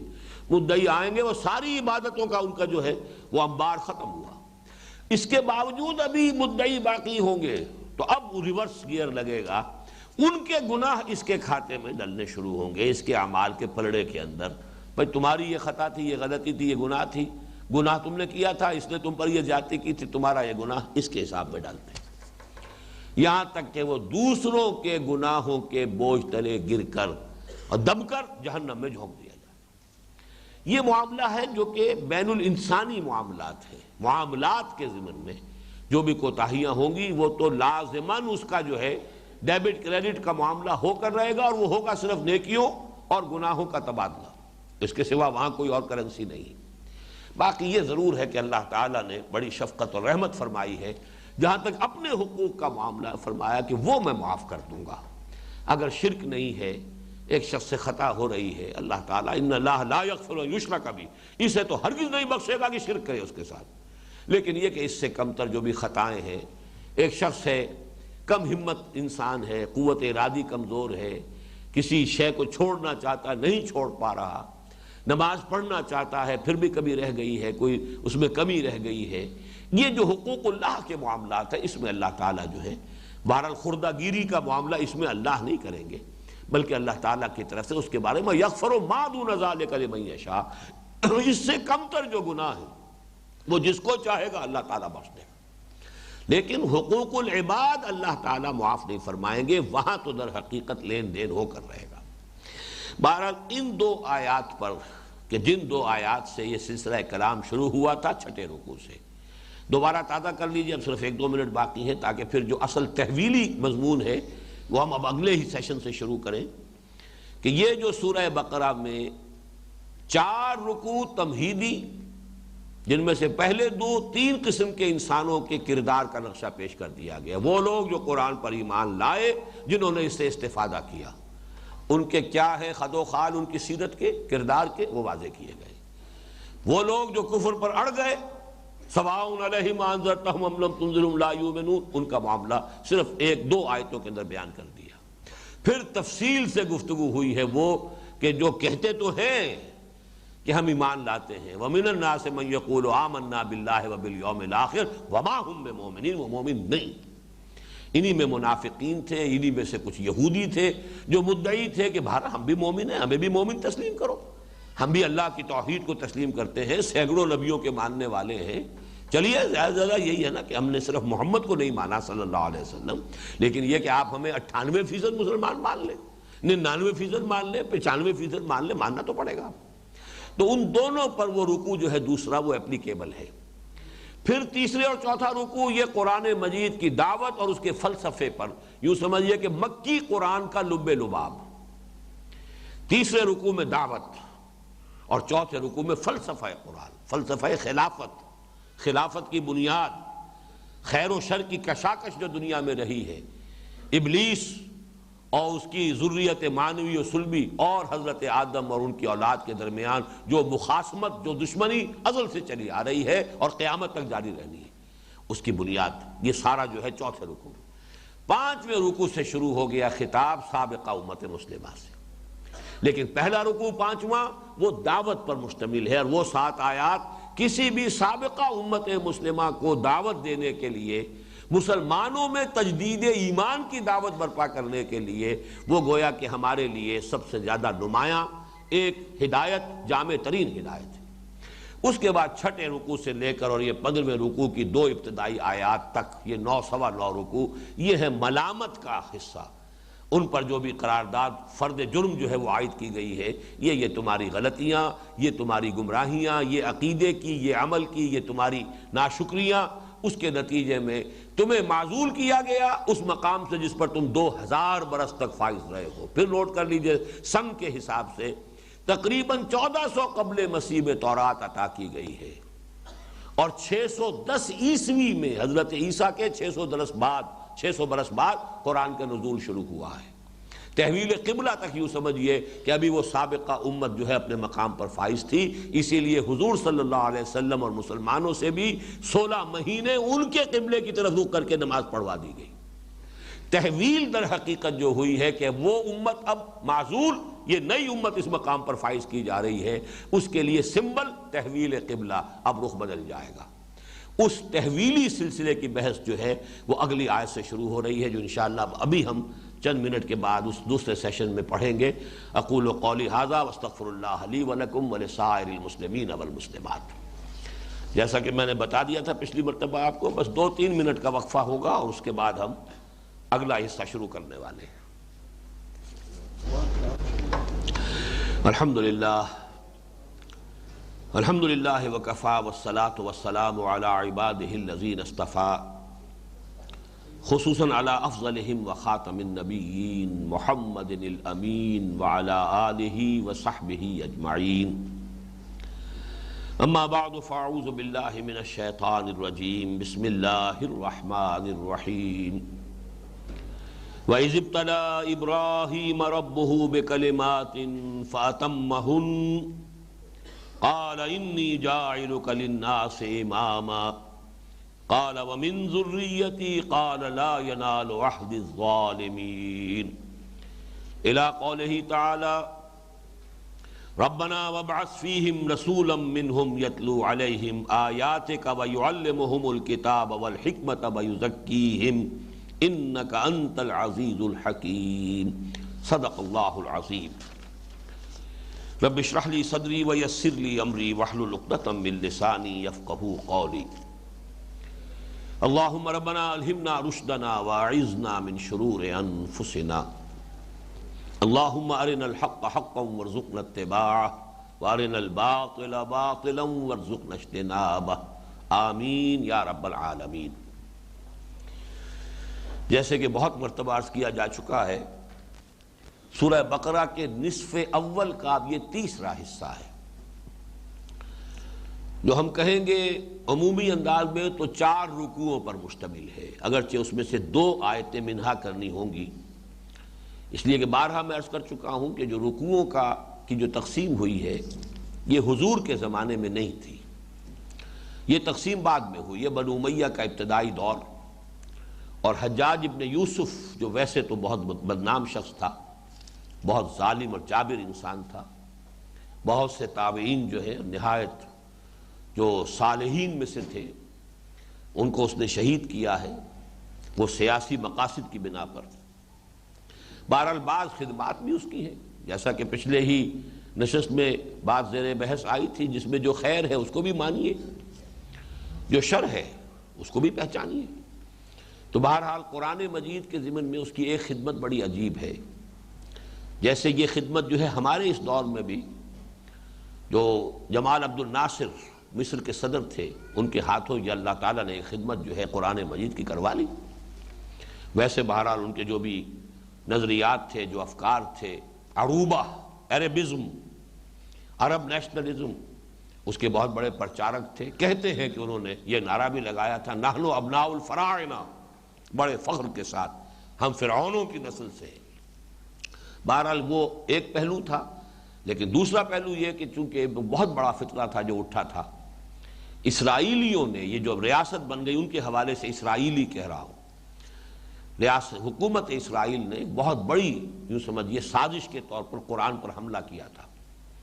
کچھ قرآن مجید جو ہے اس کے ٹیکسٹ کے اندر تبدیلی کر کے بڑی تعداد میں شائع کیے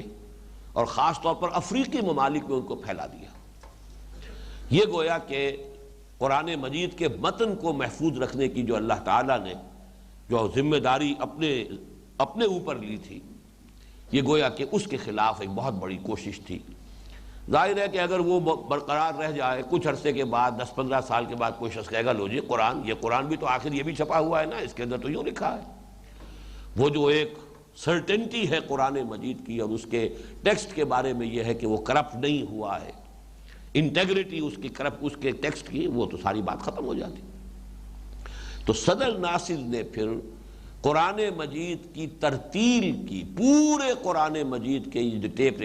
ٹیپس تیار کروائے، یہ شیخ محمود خلیل حسری رحمہ اللہ ان کے قرات میں بھی، اور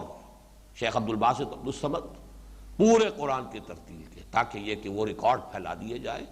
اور اس کے حوالے سے لوگ جو ہے وہ ہر شخص جو ہے وہ دیکھ سکے کہ کسی قرآن کے اندر اس کے متن میں کوئی غلطی تو نہیں کر دی گئی۔ اسی طریقے سے عجمیوں کے لیے، غیر عرب لوگوں کے لیے بہت بڑی خدمت حجاج ابن یوسف نے کی تھی۔ اس وقت تک قرآن مجید کے متن پہ نہ نقطے تھے، نہ زیر زبر، نہ کوئی علامات وقف، کچھ نہیں، اس لیے کہ اہل زبان تھے، وہ پہچانتے تھے۔ جیسے پرانے زمانے میں جو منشی حضرات کہلاتے تھے، وہ واقعتاً جس طرح لکھتے تھے شکستہ خط کے اندر، تو اس میں یہ نقطے نہیں لگانے کا تکلف کیا جاتا تھا، بلکہ یہ گمان ہوتا تھا کہ اگر آپ نقطے بھی لگائیں اور زیر زبر بھی لگائیں تو جسے آپ خط لکھ رہے ہیں وہ سمجھے گا کہ مجھے جاہل سمجھا انہوں نے، وہ اپنی توہین پر معمول کرے گا کہ بغیر ان نقطوں کے اور بغیر ان اشاروں کے شاید میں سمجھ نہیں سکتا تھا اس ٹیکسٹ کو۔ تو یہی معاملہ تھا، لیکن یہ کہ اس کے بعد یہ سارا کام ہوا۔ اسی دور میں پھر یہ رکوعوں کی تقسیم ہوئی۔ تو جہاں تک رکوعوں کی تقسیم کا تعلق ہے، یہ بھی میں نے بارہا عرض کیا، انٹروڈکشن ٹو دی قرآن پر بھی جو تقریریں ہوئی تھی شروع میں، جب درس دوبارہ ہم نے شروع کیا ہے سلسلے وار، کہ اکثر و بیشتر مقامات پر تو معلوم ہوتا ہے کہ صحیح جگہ پر رکوع کا جو بھی تقسیم ہوئی ہے صحیح ہوئی ہے، بعض جگہوں پر اختلاف کی گنجائش ہے۔ میرے نزدیک ان دو آیات کو سابقہ ہی 14ویں رکوع ہی میں شامل کیا جانا چاہیے تھا، اس لیے کہ وہ مضمون وہاں کلوز ہو رہا ہے، ختم ہو رہا ہے، اور در حقیقت اب اگلا مضمون جو شروع ہو رہا ہے 15واں رکوع یہاں سے شروع ہوتا، وَإِذِ ابْتَلَىٰ إِبْرَاهِيمَ رَبُّهُ، تو یہ بہتر تھا، بس ہم اسے بہتر کے انداز میں کہہ سکتے ہیں۔ باقی یہ کہ جو بھی شکل ہے، اور یہ بھی کہنے کی جرت اس لیے کر رہے ہیں، کسی صورت کے بارے میں آپ یہ بات نہیں کہہ سکتے، کسی آیت کے بارے میں آپ یہ بات نہیں کہہ سکتے۔ آیتوں کی تعیین، صورتوں کی تعیین دور نبوی میں ہو چکی، یہ حضور صلی اللہ علیہ وسلم کا فعل ہے، اور آپ کا ہر فعل جو ہے وہ گویا کہ اللہ تعالیٰ کے حکم سے ہے، اللہ کی نگرانی میں ہے، اللہ کی رہنمائی میں، وہ تو من جانب اللہ شمار ہوگا، اس میں آپ کچھ کہنے کی کوئی جرت نہ کریں، یہ جسارت جو ہے یہ بہت غلط ہے۔ البتہ رکوعوں کی پاروں کی تقسیم یہ چونکہ بعد میں لوگوں نے کی ہے، یہ خالص اجتہادی معاملہ ہے، اس میں کسی وقت کسی اختلاف کا اظہار کرنا وہ کوئی بڑی بات نہیں ہے، اس پر گھبرانا نہیں چاہیے۔ بہرحال یہ اگر ان کو 4 رکوع مانا جائے تو یہ 4 رکوع جو ہیں ان میں مرکزی شخصیت حضرت ابراہیم کی ہے علیہ الصلاۃ والسلام۔ اس کی وجہ یہ کہ یہ دونوں امتیں جو ہیں، سابقہ امت مسلمہ اور یہ موجودہ امت مسلمہ، یہ دونوں جا کر جمع ہو جاتی ہیں حضرت ابراہیم علیہ السلام کی ذات مبارک پر۔ حضور صلی اللہ علیہ وسلم حضرت اسماعیل کی نسل سے ہیں، اسماعیل بیٹے ہیں حضرت ابراہیم کے، بنی اسرائیل اولاد ہے یعقوب کی، اور یعقوب پوتے ہیں حضرت ابراہیم کے، بیٹے ہیں حضرت اسحاق کے، وہ بیٹے ہیں حضرت ابراہیم کے۔ تو گویا کہ حکمت کا تقاضا، اور چونکہ گزشتہ نشست میں بھی میں نے بعض باتیں کی تھی حکمت تبلیغ کے اعتبار سے، تو یہاں اس ایک اور حکمت کو سمجھ لیجئے، جب آپ کسی فرد سے گفتگو کر رہے ہوں یا کسی جماعت سے یا کسی امت سے، کسی گروہ سے، تو گفتگو کے میننگ فل اور پرپس فل اور نتیجہ خیز ہونے میں بہت مفید یہ بات ہوگی کہ آپ اپنے اور ان کے درمیان کوئی مشترک بات تلاش کیجئے، تاکہ اس مشترک بات سے بات کو آگے بڑھایا جائے۔ اس کی مثال میں دیا کرتا ہوں، وہ زپ ہوتا ہے، اس زپ کو آپ اوپر سے اس کے کونے جوڑنے کی کوشش کریں گے، یہ آخر دندانے بنے ہوئے ادھر ان کو فٹ ہو جانا چاہیے، ویسے بھی تو فٹ ہو جاتے ہیں نا، کبھی نہیں ہوگا۔ وہ تو کنارے سے اس کو کھینچتے ہوئے لائیے، وہ ہک جو ہے نیچے سے اس کو کھینچتے ہوئے لائیں گے، اوپر تک یہ مل جائیں گے، لیکن اوپر سے جوڑنے کی کوشش کریں گے تو وہ کبھی نہیں جوڑے گا۔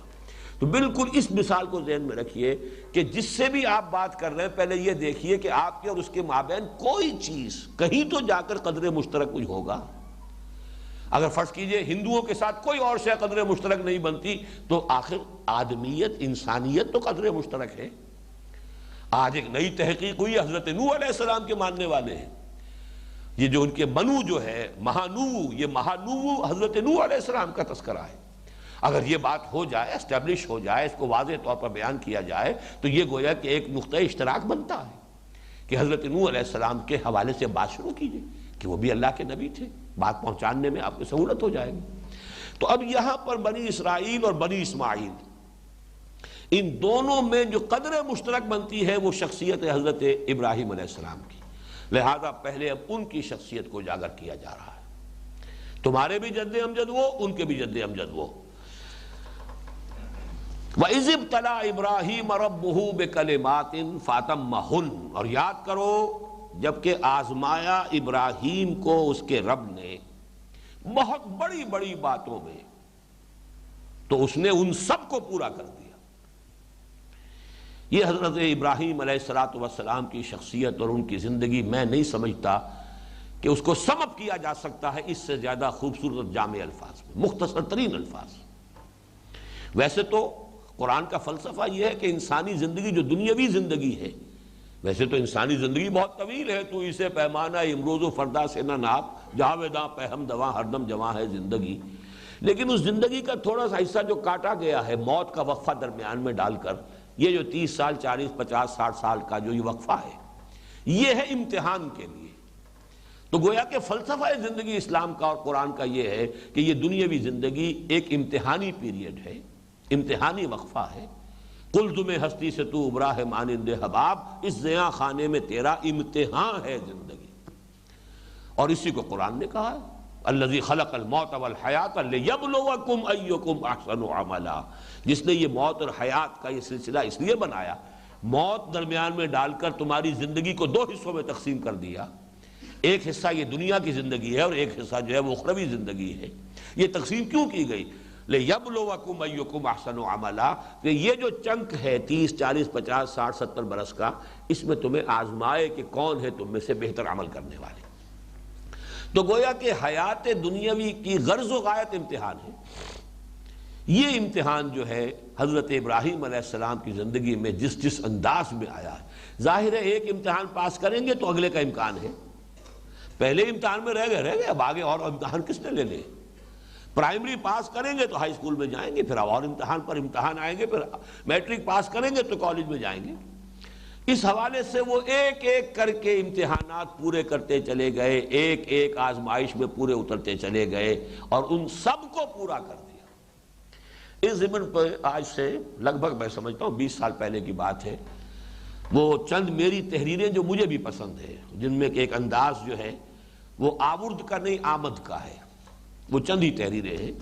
جن میں ایک سورۃ العصر کا جو کتاب چاہ میرا، اس میں بھی آپ نے دیکھا ہوگا کہ ایک میری تحریر ہے۔ تحریر میں تو یقیناً جو ہے وہ آورد کا رنگ ہوتا ہے، آدمی سوچتا ہے، سوچ کر لکھتا ہے،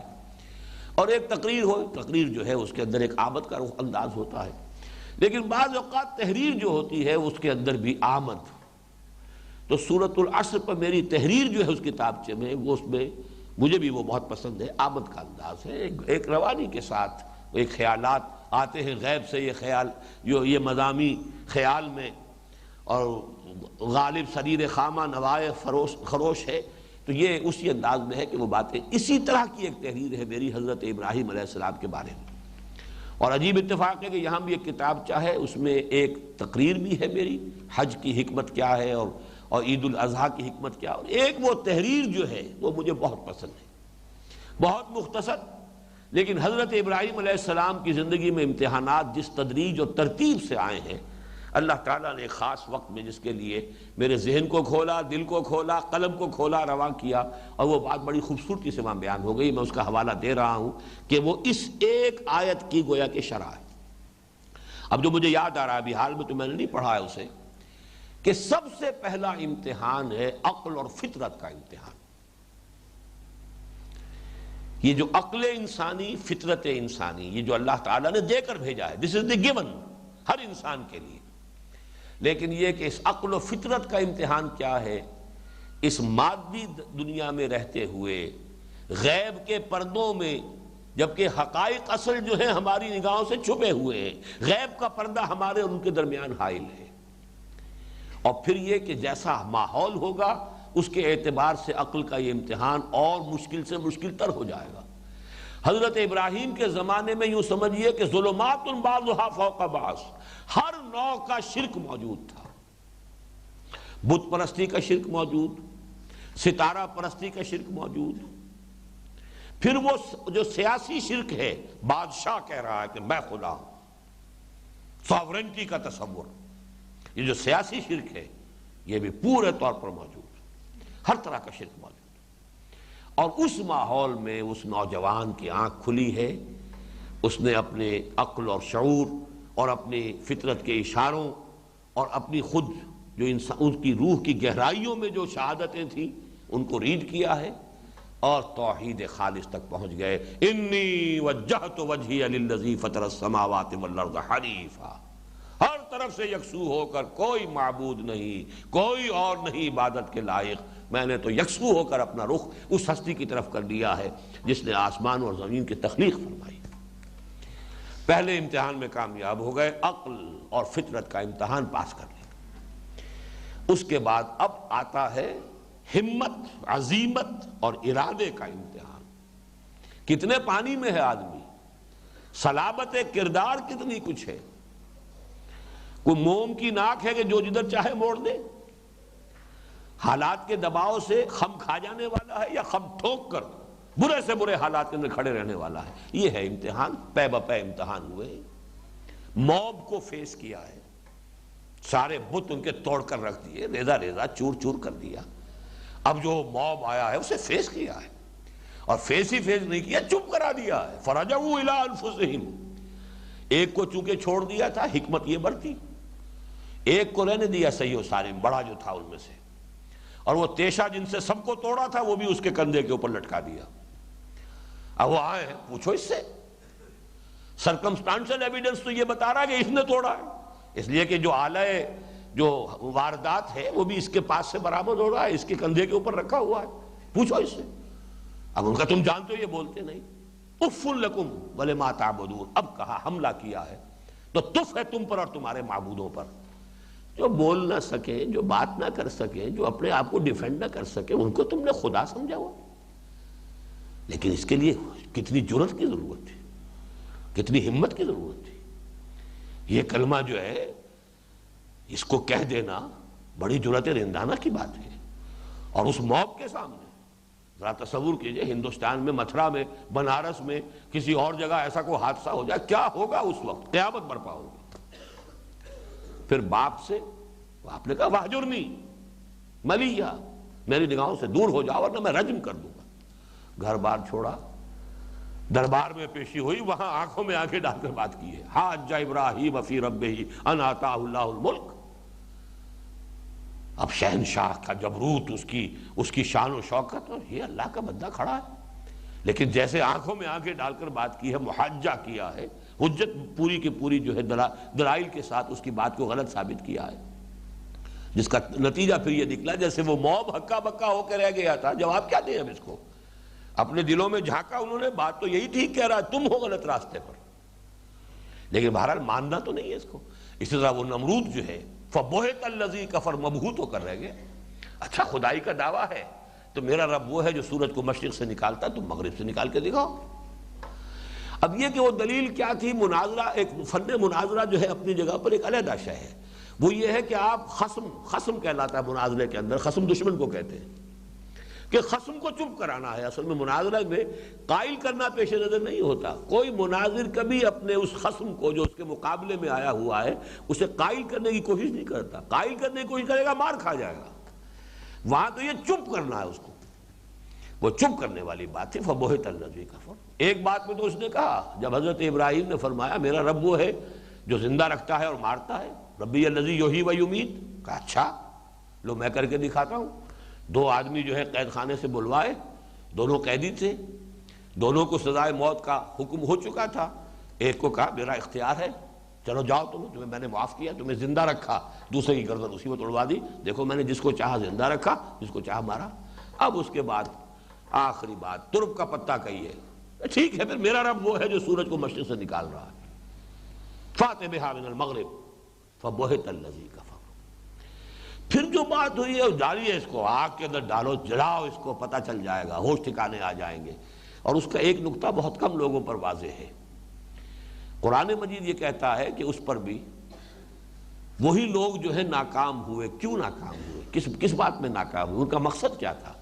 وہ یہ سمجھ رہے تھے کہ جب دیکھے گا وہ آگ دہتی ہوئی تو سب نشہ ہرن ہو جائے گا توحید وحید کا، یہ سارا جو ہے جب موت نظر آئے گی، دہتی ہوئی بھٹی نظر آئے گی تو اس وقت جو ہے یہ سب ختم ہو جائے گا، معاملہ رجوع کرے گا، توبہ کرے گا۔ لیکن بے خطر کود پڑا آتش نمرود میں، عشق عقل ہے محو تماشائے لب بام، ابھی ناکام ہو گئے۔ بہرحال اللہ نے جو کیا اپنی قدرت سے، اس کو جس طریقے سے یا نارو کونی بردن و سلاما علی ابراہیم، اب یہ ہے درجہ بدرجہ امتحانات۔ پھر ہجرت ہو رہی ہے، آج شام میں گئے ہیں، کل مصر گئے ہیں، لیکن ان امتحانات کا آخری ہے وہ جو جس کے بعد میں سمجھتا ہوں کہ یہ بات کہی جا رہی ہے، جبکہ 100 برس کے اس بوڑھے نے اس زندگی کی اس سٹیج پر اور اس بیٹے کو جس کے لیے دعائیں کی تھی، اللہ تعالیٰ کے حکم پر ذبح کرنے پر آمادہ ہو گیا، کمر کس لی، چھری چلا دی۔ یہ گویا کہ آخری تھا۔ وہاں میں خود یاد کرتا ہوں تو بڑی عمدہ تعبیر وہاں ہوئی ہے اللہ تعالیٰ کی طرف سے پھر کہ ممتحن کو بس کرنی پڑی ہے، جس کا امتحان لیا جا رہا تھا اس نے بس نہیں کی۔ وَنَادَيْنَاهُ أَن يَا إِبْرَاهِيمُ قَدْ صَدَّقْتَ الرُّؤْيَا إِنَّا كَذَلِكَ نَجْزِي الْمُحْسِنِينَ۔ ممتحن کی بس ہوئی ہے، جس کا امتحان لیا جا رہا تھا اس کی ہمت میں کوئی کمی نہیں تھی۔ یہ ہے وہ پورا سلسلہ۔ فرمایا وَإِذِ ابْتَلَىٰ إِبْرَاهِيمَ رَبُّهُ بِكَلِمَاتٍ۔ اب اس کو تفسیری اعتبار سے نوٹ کر لیجئے، کلماتن یہ نکرہ جو ہے یہاں پر تفخیم کے لیے، بہت بڑی بڑی باتوں میں آزمایا، ایک سے ایک امتحان، کٹھن سے کٹھن تر، مشکل سے مشکل تر۔ فَاتَمَّهُنْ،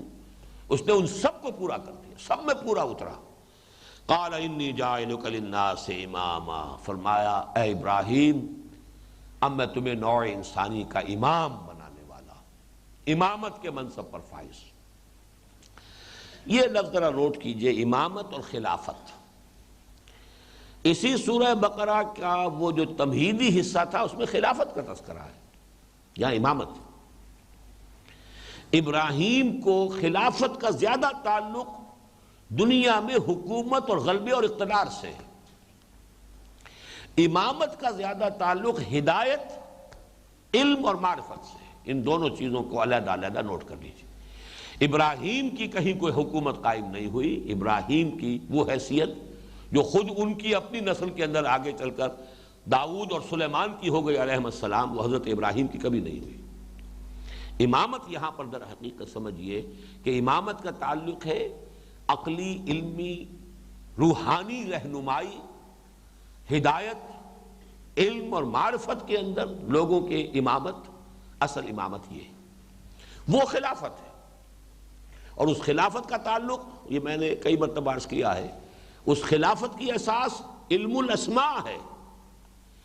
جس کے پاس یہ دنیاوی علم زیادہ ہوگا وہ بہرحال دنیا میں غالب رہے گا۔ سائنس ہے، ٹیکنالوجی ہے، وہ ساری کی ساری وہ ہے علم اسماء سے۔ جب خلافت کا معاملہ ہوا ہے تو جو بحث ہوئی ہے اس پر جو اللہ تعالیٰ کی طرف سے فرشتوں کو جو بھی ان کا اشکال تھا یا اشتباہ تھا یا شبہ تھا، اس کا جو بھی ازالہ کرنے کی شکل اختیار کی گئی وہ کیا تھی؟ وَعَلَّمَ آدَمَ الْأَسْمَاءَ كُلَّهَا ثُمَّ عَرَضَهُمْ عَلَى الْمَلَائِكَةِ فَقَالَ أَنبِئُونِي بِأَسْمَاءِ هَؤُلَاءِ إِن كُنتُمْ صَادِقِينَ۔ مسلمان بھی اس کے اندر جو ہے انہیں آگے بڑھنا ہوگا، وہ علم جو ہے وہ جس سے ان السمع والبصر والفؤاد كل اولئک کان عنہ مسئولا، اس علم، اسی کی ایکسفولیشن ہوئی ہے۔ تو اس کے حوالے سے دنیا میں حکومت اور غلبہ آج ویسٹ کے پاس کیوں ہے؟ اس میں وہ ہم سے آگے نکلے ہوئے ہیں۔ ہم تو اٹھ ہی نہیں سکیں گے، ہمارا معاملہ تو یہ کہ اٹھیں گے تو اسلام کی بنیاد پر، لیکن پھر ان کے مقابلے میں کھڑے ہونے کے لیے ہمیں ضرورت ہوگی۔ ایٹم بم کا مقابلہ تلواروں سے نہیں ہوگا، اس کے لیے بہرحال وہ چیزیں جو ہے انسان کو سیکھنی ہوں گی، اور ہم نے سیکھی۔ لیکن اگرچہ ابتدائی جو انقلابی عمل ہے اس میں فیصلہ کن شے ایمان اور عمل صالح ہے، لیکن اس کے بعد اس کو کنٹینیو کرنا اور دنیا میں اس کا جو غلبے کا دوام اور تسلسل ہے وہ اس کے بغیر نہیں ہے۔ تو قرآن مجید کے ان دو مقامات کے حوالے سے چوتھے رکوع میں خلافت کا تذکرہ ہے، وہاں وہ علم الاسماء کا معاملہ ہے، اور جو اصل ہے دوسرا علم اس کا آخر میں تذکرہ ہوا ہے۔ فَإِمَّا يَأْتِيَنَّكُم مِّنِّي هُدًى فَمَن تَبِعَ هُدَايَ فَلَا خَوْفٌ عَلَيْهِمْ وَلَا هُمْ يَحْزَنُونَ۔ اس کا کوئی تعلق اس سے نہیں ہے، وہ بات تو پوری ہو چکی ہے۔ فرشتوں کو حضرت آدم کے سامنے سجدہ کرنے کا حکم دیا جا چکا، وہ کورونیشن جو ہے حضرت آدم کی خلیفۃ اللہ کی حیثیت سے وہ ہو چکی، وہ سارا معاملہ ہو چکا ہے۔ پھر ابلیس کا چیلنج بھی آ گیا، اور ابلیس کی جو ہے اس نے جس طریقے سے انہیں گمراہ کیا اس کا بھی تذکرہ ہو گیا۔ پھر اللہ تعالیٰ نے ان کی توبہ قبول کر لی۔ اب جو انہیں اس جو بھی حبوط ہے، جو زمین کا جہاں کی خلافت دی جا رہی تھی اس کا چارج دیا جا رہا ہے، اب ذکر ہو رہا ہے فَإِمَّا يَأْتِيَنَّكُم مِّنِّي هُدًى فَمَن تَبِعَ هُدَايَ فَلَا خَوْفٌ عَلَيْهِمْ وَلَا هُمْ يَحْزَنُونَ۔ اس ہدایت کا تعلق ہے نبوت سے، ہدایت سے، امامت سے۔ اور در حقیقت انی جاعلک للناس اماما کا مطلب یہی ہے کہ حضرت ابراہیم کے بعد نبوت کا سلسلہ صرف ذریت ابراہیمی کے اندر رہ گیا۔ کوئی نبی ذریت ابراہیمی سے باہر نہیں آ سکتا، اور یہ ہمارے منتخب نصاب میں سورہ حدید جو اس کے آخری چھٹے حصے کی حیثیت رکھتی ہے، اس میں جو آیت ہے وَلَقَدْ أَرْسَلْنَا نُوحًا وَإِبْرَاهِيمَ وَجَعَلْنَا فِي ذُرِّيَّتِهِمَا النُّبُوَّةَ وَالْكِتَابَ۔ ہم نے ہی بھیجا تھا نوح کو بھی اور ابراہیم کو بھی، اور ہم نے انہی کی نسل میں ذریت میں رکھ دی ہے نبوت اور کتاب۔ یعنی حضرت نوح علیہ السلام کے بعد حضرت نوح کی نسل، ویسے تو باقی تمام ویسے نوع انسانی ویسے ہی ختم ہو گئی، اس کے بعد تو جو بھی اور جو نوع انسانی ہے وہ ہے ہی حضرت نوح کی نسل میں سے، لیکن حضرت ابراہیم کے بعد اب یہ نبوت جو ہے وہ صرف حضرت ابراہیم کی نسل میں سے۔ چنانچہ 2000 برس تک، بلکہ 2500 برس تک یہ سلسلہ رہا بنی اسرائیل میں۔ حضرت اسماعیل صرف واحد ہیں اللہ کے نبی جو کہ اس شاخ کے اندر ہے، باقی حضرت اسماعیل کے بعد سے لے کر اور حضرت محمد تک صلی اللہ علیہ وسلم 2500 برس تک کوئی نبوت کوئی رسالت نہیں۔ وہ نبوت و رسالت حضرت اسحاق بھی نبی ہے، یعقوب بھی نبی ہے، پھر حضرت یوسف نبی ہے، پھر آگے چل کر تھوڑے سے وقفے کے بعد حضرت موسیٰ بحیثیت رسول آئے، حضرت موسیٰ سے حضرت عیسیٰ تک 1400 برس تک نبوت کا تار ٹوٹا ہی نہیں۔ کانت بنو اسرائیل تسوسہم الانبیاء کلما ہلک نبی خلفہ نبی۔ بخاری کی روایت ہے، حضور نے فرمایا صلی اللہ علیہ وسلم، بنی اسرائیل کی سیاست اور حکومت کے معاملات انبیاء کے ہاتھ میں ہوتے تھے، جیسے ہی کسی نبی کا انتقال ہوتا تھا اس کا جانشین بھی کوئی نبی ہی ہوتا تھا۔ یہ تار چلتا رہا، دونوں شاخیں وہی ہیں۔ تیسری شاخ اور بھی ہے، یہ بنی قطورہ کہلاتے ہیں۔ حضرت ہاجرہ سے حضرت اسماعیل ہوئے، حضرت سارہ سے حضرت اسحاق ہوئے۔ ایک قطورہ تیسری اہلیہ بھی حضرت ابراہیم کی ہے، بعد میں جن سے شادی کی ہے، ان کی نسل میں بڑے کئی بیٹے ان کے اور تھے، جن میں سے صرف ایک زیادہ مشہور ہوا مدین یا مدیان، اور اس نسل میں حضرت شعیب ہوئے ہیں جن کو وہ اللہ کے رسول کی حیثیت سے بھیجے گئے۔ لیکن بہرحال نبوت و رسالت حضرت ابراہیم علیہ السلام کی ذریت سے باہر جانے کا کوئی سوال نہیں۔ اب تو ویسے ہی دروازہ بند ہے، لیکن یہ ایک علمی مسئلہ ہے، تاریخی اعتبار سے اس کو پہچان لینے کی ضرورت ہے کہ حضرت ابراہیم کے بعد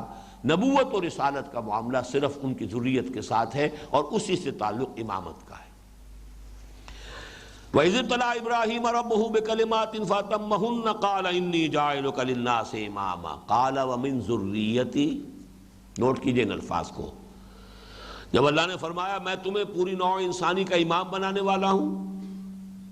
سوال کیا اور میری اولاد میں سے؟ یہ وعدہ، یہ جو پیشین گوئی یا خوشخبری جو ہے، یہ صرف میری ذات سے متعلق ہے یا میری اولاد سے بھی متعلق ہے؟ قال لا ينال عهد الظالمین۔ اب یہاں جملہ تو ایک ہے، اس میں دو معنی ہے۔ ہاں ہے، تمہاری اولاد میں رہے گی، ہاں جو ان میں سے ظالم ہوں گے وہ اس میں شامل نہیں ہوں گے. یعنی اگرچہ بات بظاہر صرف نفی کی آ رہی ہے، اس نفی میں ایک اس بات امپلائیڈ ہے، ہاں، لیکن تمہاری نسل میں سے جو ظالم ہوگا، مشرک ہوگا، باغی ہوگا، ناہنجار ہوگا، وہ اس کے اندر شامل نہیں ہوگا اس عہد کے اندر. گویا کہ باقی جو ہوں گے نیک ہوں گے، صالح ہوں گے، جو اس طریقے پر چلنے والے ہوں گے، وہ اس عہد میں یا اس وعدے میں یا اس بشارت میں انکلوڈڈ ہے. یہ اس میں امپلائیڈ ہے یہ پہلو، لا ینال عہد الظالمین. اور یہ نوٹ کر لیجئے اس حصے کے بارے میں دو باتیں.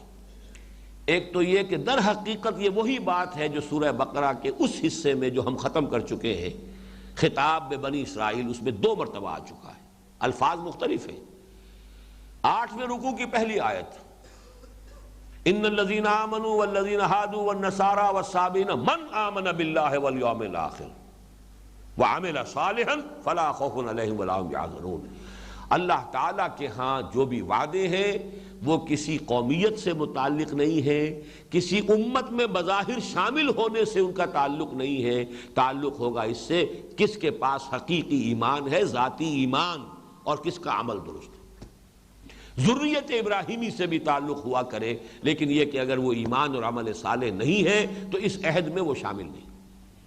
اور پھر یہ مضمون ہم پڑھ چکے ہیں ابھی کچھ ہی عرصے پہلے، 1-2 نشستوں قبل، آیت نمبر 112،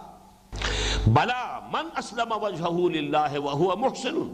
فلہ اجرہ عند ربہ ولا خوف علیہم ولا هم یحزنون. کیوں نہیں؟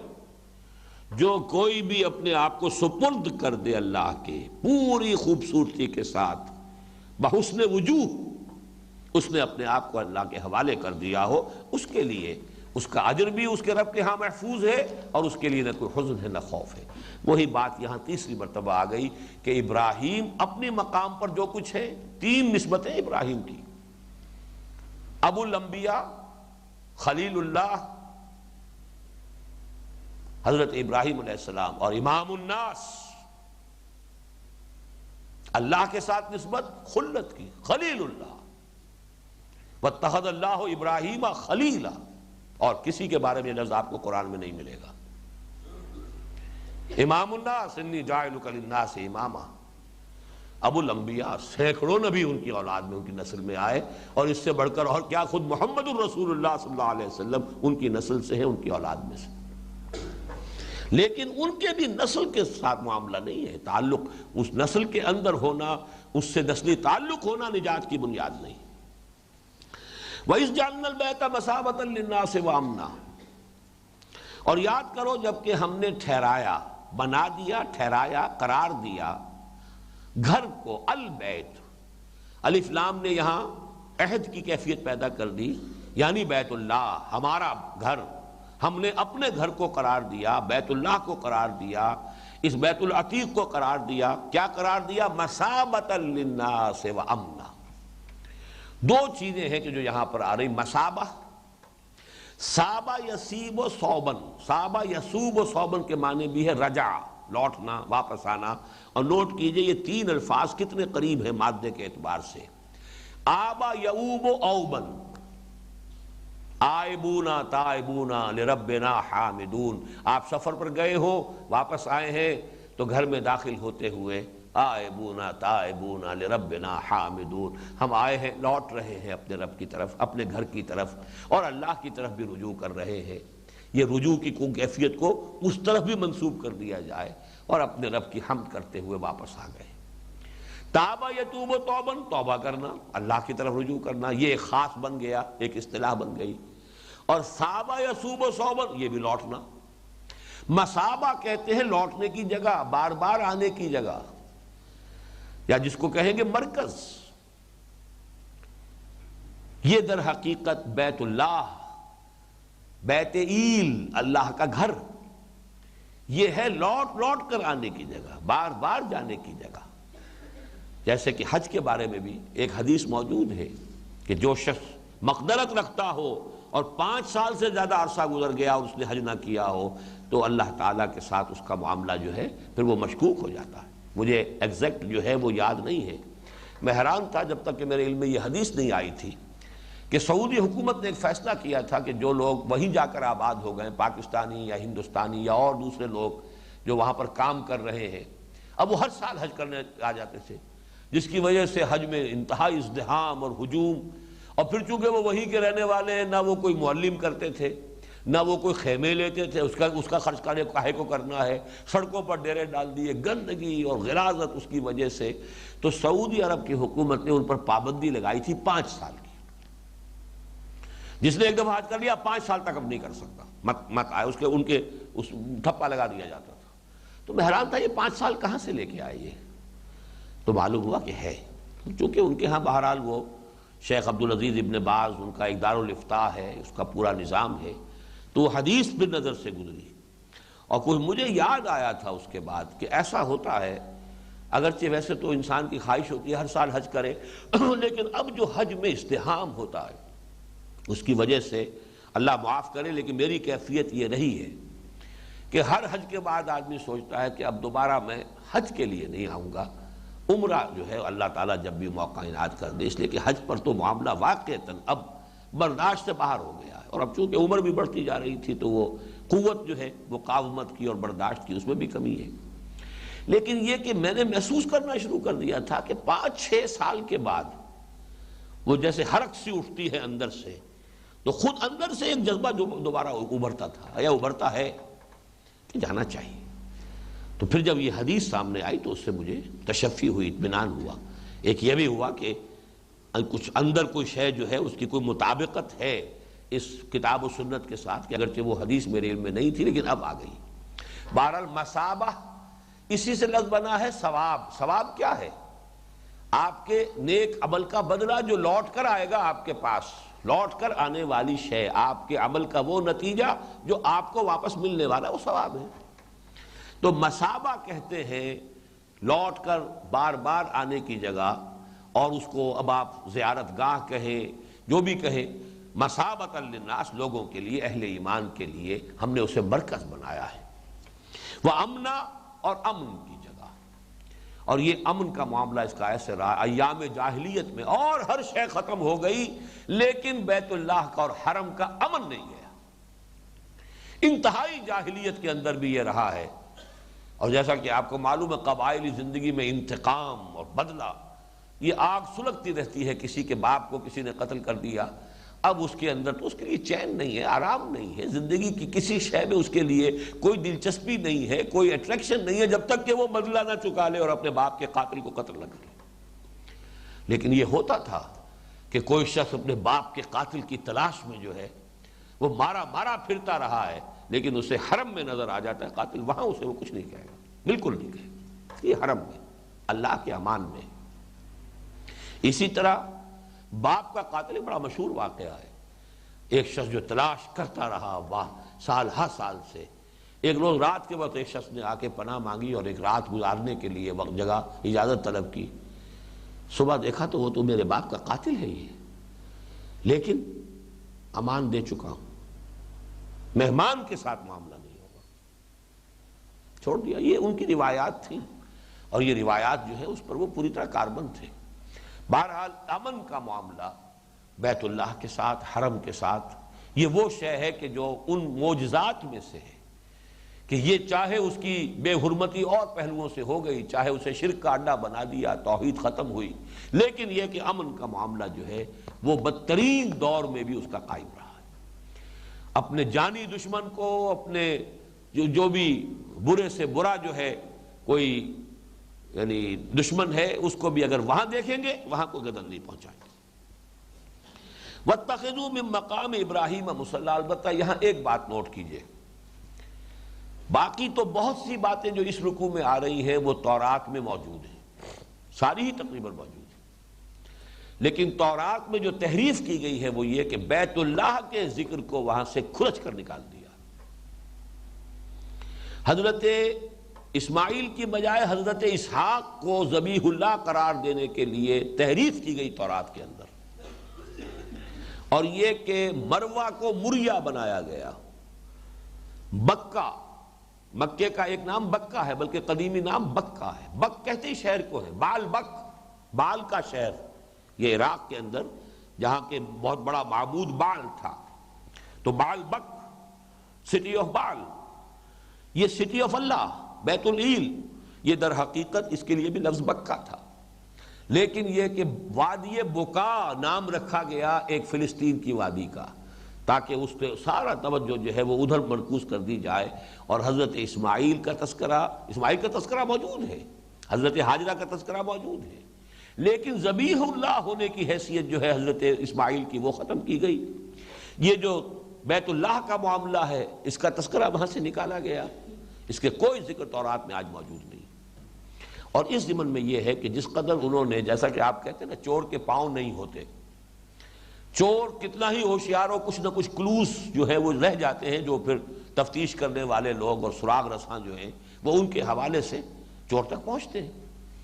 تو تورات میں ساری امکانی کوششوں کے باوجود جو وہ رہ گئے، جو آثار اب بھی موجود ہیں، ان کے ذریعے سے مولانا حمید الدین فراہی رحمۃ اللہ علیہ نے ثابت کیا ہے کہ تورات میں جو بھی بچی کھچی چیزیں رہ گئی ہیں، جو کھرچ کر انہوں نے نکال دیا وہ تو نکال دیا، لیکن جو چیزیں ان کی نگاہوں سے اوجھل رہ گئی، جو جن چیزوں کی طرف توجہ نہیں گئی، ان سے ثابت ہوتا ہے کہ ذبیح اللہ حضرت اسماعیل تھے، اور ان کی قربانی کی جگہ جو ہے یہ مروہ ہے، جس کو مریا بنا کر وہ کہیں اور لے گئے، اور وہ بکہ شہر بکہ ہے، جس کے لیے انہوں نے وادی بکا جو ہے وہ نام رکھا ہے فلسطین کی ایک وادی کا، بیکا ویلی۔ اب آج کل بھی آپ پڑھتے ہوں گے فلسطین کے اسرائیل کے تذکرے میں بیکا ویلی، وہ بکا ہے۔ لیکن یہ کہ ثابت کیا ہے تورات کے ذریعے سے کہ حضرت ابراہیم علیہ السلام کا تعمیر کردہ گھر یہ ہے، اور یہ قبلہ رہا ہے بنی اسرائیل کے لیے بھی۔ سب سے بڑی بات یہ ثابت کی کہ بنی اسرائیل، حضرت یروشلم تو بنا ہے حضرت ابراہیم علیہ السلام کے تقریباً 500 برس بعد، حضرت ابراہیم کے، حضرت سلیمان کے زمانے میں علیہ السلام، لیکن اس وقت ان کا جو خیمے چلتے تھے، ان میں جو قربان گاہ ہوتی تھی، اس خیموں کا ثابت کیا ہے ان کی اپنی تورات سے کہ جو بڑی قربانیاں ان کے یہاں ہوتی تھی، ایک قدس الاقداس کی بڑی قربانی ہوتی تھی، ایک سالانہ قربانی جیسے ہمارے ہاں ہوتی ہے عید الاضحیٰ کی، وہ جو قربانی ان کے ہاں ہوتی تھی، وہ قربانی دینے والا ایسے کھڑا ہوتا تھا کہ جنوب کی طرف اس کا رخ ہوتا تھا، جانور کو اپنے سامنے جنوب کی طرف لٹا کر خود اس کے شمال میں کھڑا ہو کر، تاکہ رخ جو ہے وہ جنوب کی طرف ہوتا تھا، اور جنوب میں یہی بیت اللہ ہے۔ جنوب کی ڈائریکشن کا سبب کوئی اور ہو ہی نہیں سکتا۔ تو یہ ہے اصل میں ایک عربی زبان میں کتاب لکھی تھی مولانا فراہی نے، الرأی الصحیح فی من هو الذبیح، یعنی صحیح رائے اس مسئلے میں کیا ہے کہ ذبیح کون ہے۔ بدقسمتی سے یہودیوں کے زیر اثر ہمارے بعض بڑے بڑے مفسرین بھی اس مغالطے میں مبتلا ہو گئے۔ غالباً ابن جریر طبری نے بھی یہ رائے ان کی قبول کر لی ہے کہ ذبیح اللہ اسحاق ہے، میری اگر یادداشت دھوکہ نہیں کر رہی، لیکن یہ کہ بہت بڑے مفسر جو ہے وہ اس مغالطے میں مبتلا ہوئے ہیں، اور غالباً وہ ابن جریر طبری ہے رحمہ اللہ۔ تو اس مسئلے کی بڑی اہمیت ہے، اور اس کو تورات ہی کے حوالوں سے بالکل مبرہن کر دینا، ثابت کر دینا، یہ ایک بڑی خدمت ہے کہ جو مولانا فراہی رحمۃ اللہ علیہ نے کی ہے، جو ان کی کتاب جو پھر عربی سے اردو میں ترجمہ کیا مولانا اصلاحی صاحب نے، ذبیح کون ہے کے نام سے وہ ہم نے شائع کی تھی، بہت پہلے کی بات ہے، کم سے کم 25 برس ہو گئے۔ اس کے کچھ نسخے بھی موجود ہیں، اور بہرحال جن لوگوں کو اس دلچسپی ہو وہ حاصل کر سکتے ہیں۔ وَإِذْ جَعَلْنَا الْبَيْتَ مَثَابَةً لِلنَّاسِ وَأَمْنًا وَاتَّخِذُوا مِن مَّقَامِ إِبْرَاهِيمَ مُصَلًّى، اور اختیار کر لو، بنا لو ابراہیم کے کھڑے ہونے کی جگہ میں سے نماز پڑھنے کی جگہ، مصلی یہ بھی اس میں ظرف ہے صلاۃ سے، وہ جگہ جہاں پر نماز پڑھی جائے۔ مقام بھی اس میں ظرف ہے، قیام کی جگہ، قیام گاہ، لیکن اس کے دو مفہوم جو لیے گئے ہیں، اور ایک عام مفہوم جو ہے جو بہت زیادہ رواج پا چکا ہے، وہ بھی سلف سے چلا آ رہا ہے، ایک دوسرا مفہوم جو اگرچہ عام نہیں ہے لیکن وہ بھی سلف سے ہے، وہ بھی عبداللہ ابن عباس رضی اللہ تعالیٰ عنہ سے وہ بھی روایت کیا گیا ہے۔ جو عام جو ہے وہ تو یہ ہے کہ حضرت ابراہیم جب تعمیر کر رہے تھے بیت اللہ کی، تو ظاہر بات ہے کہ اس وقت نہ تو کوئی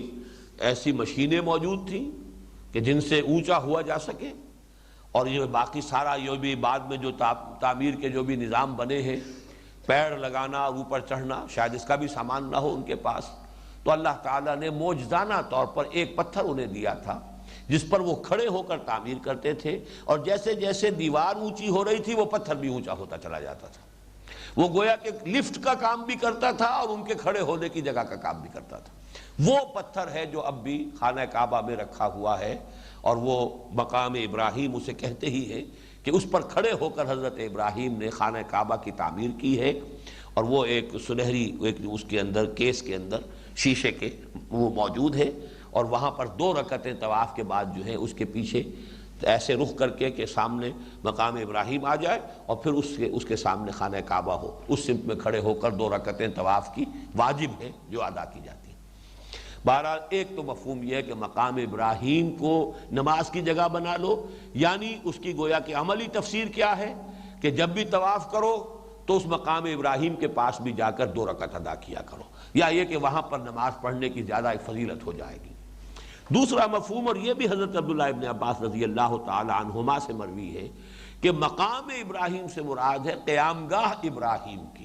یہ پورا جو علاقہ ہے مکے کا، یہ حرم کی جگہ، یہ گویا کہ پورا حضرت ابراہیم علیہ السلام نے جب اپنی بیوی کو حضرت حاجرہ کو، اپنے بیٹے کو اسماعیل کو یہاں آباد کیا ہے، تو یہ گویا کہ ان کا مقام ہے، ان کی قیام گاہ ہے، ان کے ٹھہرنے کی جگہ ہے۔ اس کو نماز کے لیے بنا لو، گویا کہ یوں سمجھیے کہ بیت اللہ وہ تو ایک وہ چوکور گھر ہے اس وقت جو بھی، اور اس کے گرد جو ہے مسجد حرام، یہ ہے نماز پڑھنے کی جگہ۔ وہ تو مسجد حرام کی گود میں اللہ کا گھر وہ جو ہے بیت اللہ جو ہے وہ اس کے درمیان میں ہے، تو یہ دوسرا مفہوم ہو جائے گا کہ یہاں پر مقام ابراہیم سے مراد حضرت ابراہیم کی قیام گاہ۔ وَاتَّخِذُوا مِن مَّقَامِ إِبْرَاهِيمَ مُصَلًّى وَعَهِدْنَا إِلَىٰ إِبْرَاهِيمَ وَإِسْمَاعِيلَ أَن طَهِّرَا بَيْتِيَ لِلطَّائِفِينَ وَالْعَاكِفِينَ وَالرُّكَّعِ السُّجُودِ۔ عہدنا الی، عہد کے بعد جب الی کا صلہ آتا ہے تو اس کے معنی ہوتے ہیں کسی کے ذمے کوئی کام ڈال کر اور اس سے عہد لے لینا کہ یہ ذمہ داری میں نبھاؤں گا۔ عہدنا الی ابراہیم، ہم نے یہ ذمہ داری ڈال دی اسماعیل اور ابراہیم پر، ابراہیم اور اسماعیل پر، ان طہرا بیتی، کہ میرے اس گھر کو دونوں، اب یہ تثنیہ کا صیغہ آ رہا، طہرا امر کا صیغہ، تثنیہ صیغہ، دونوں تمہاری ذمہ داری ہے کہ میرے اس گھر کو پاک رکھو گے۔ پاک کس اعتبار سے؟ یہاں کوئی کوڑا کرکٹ نہ ہو، میل کچیل نہ ہو، کوئی تعفن نہ ہو، جو بھی اس کے طواف کرنے والے آئیں، یہاں اعتکاف کرنے کے لیے آئیں، ان کو کوئی تکدر نہ ہو، ان کی طبیعت جو ہے اس کے اوپر کوئی بوجھ نہ ہو، پوری یکسوئی کے ساتھ اپنی توجہ کے ارتکاز کے ساتھ ہم سے لو لگا سکیں۔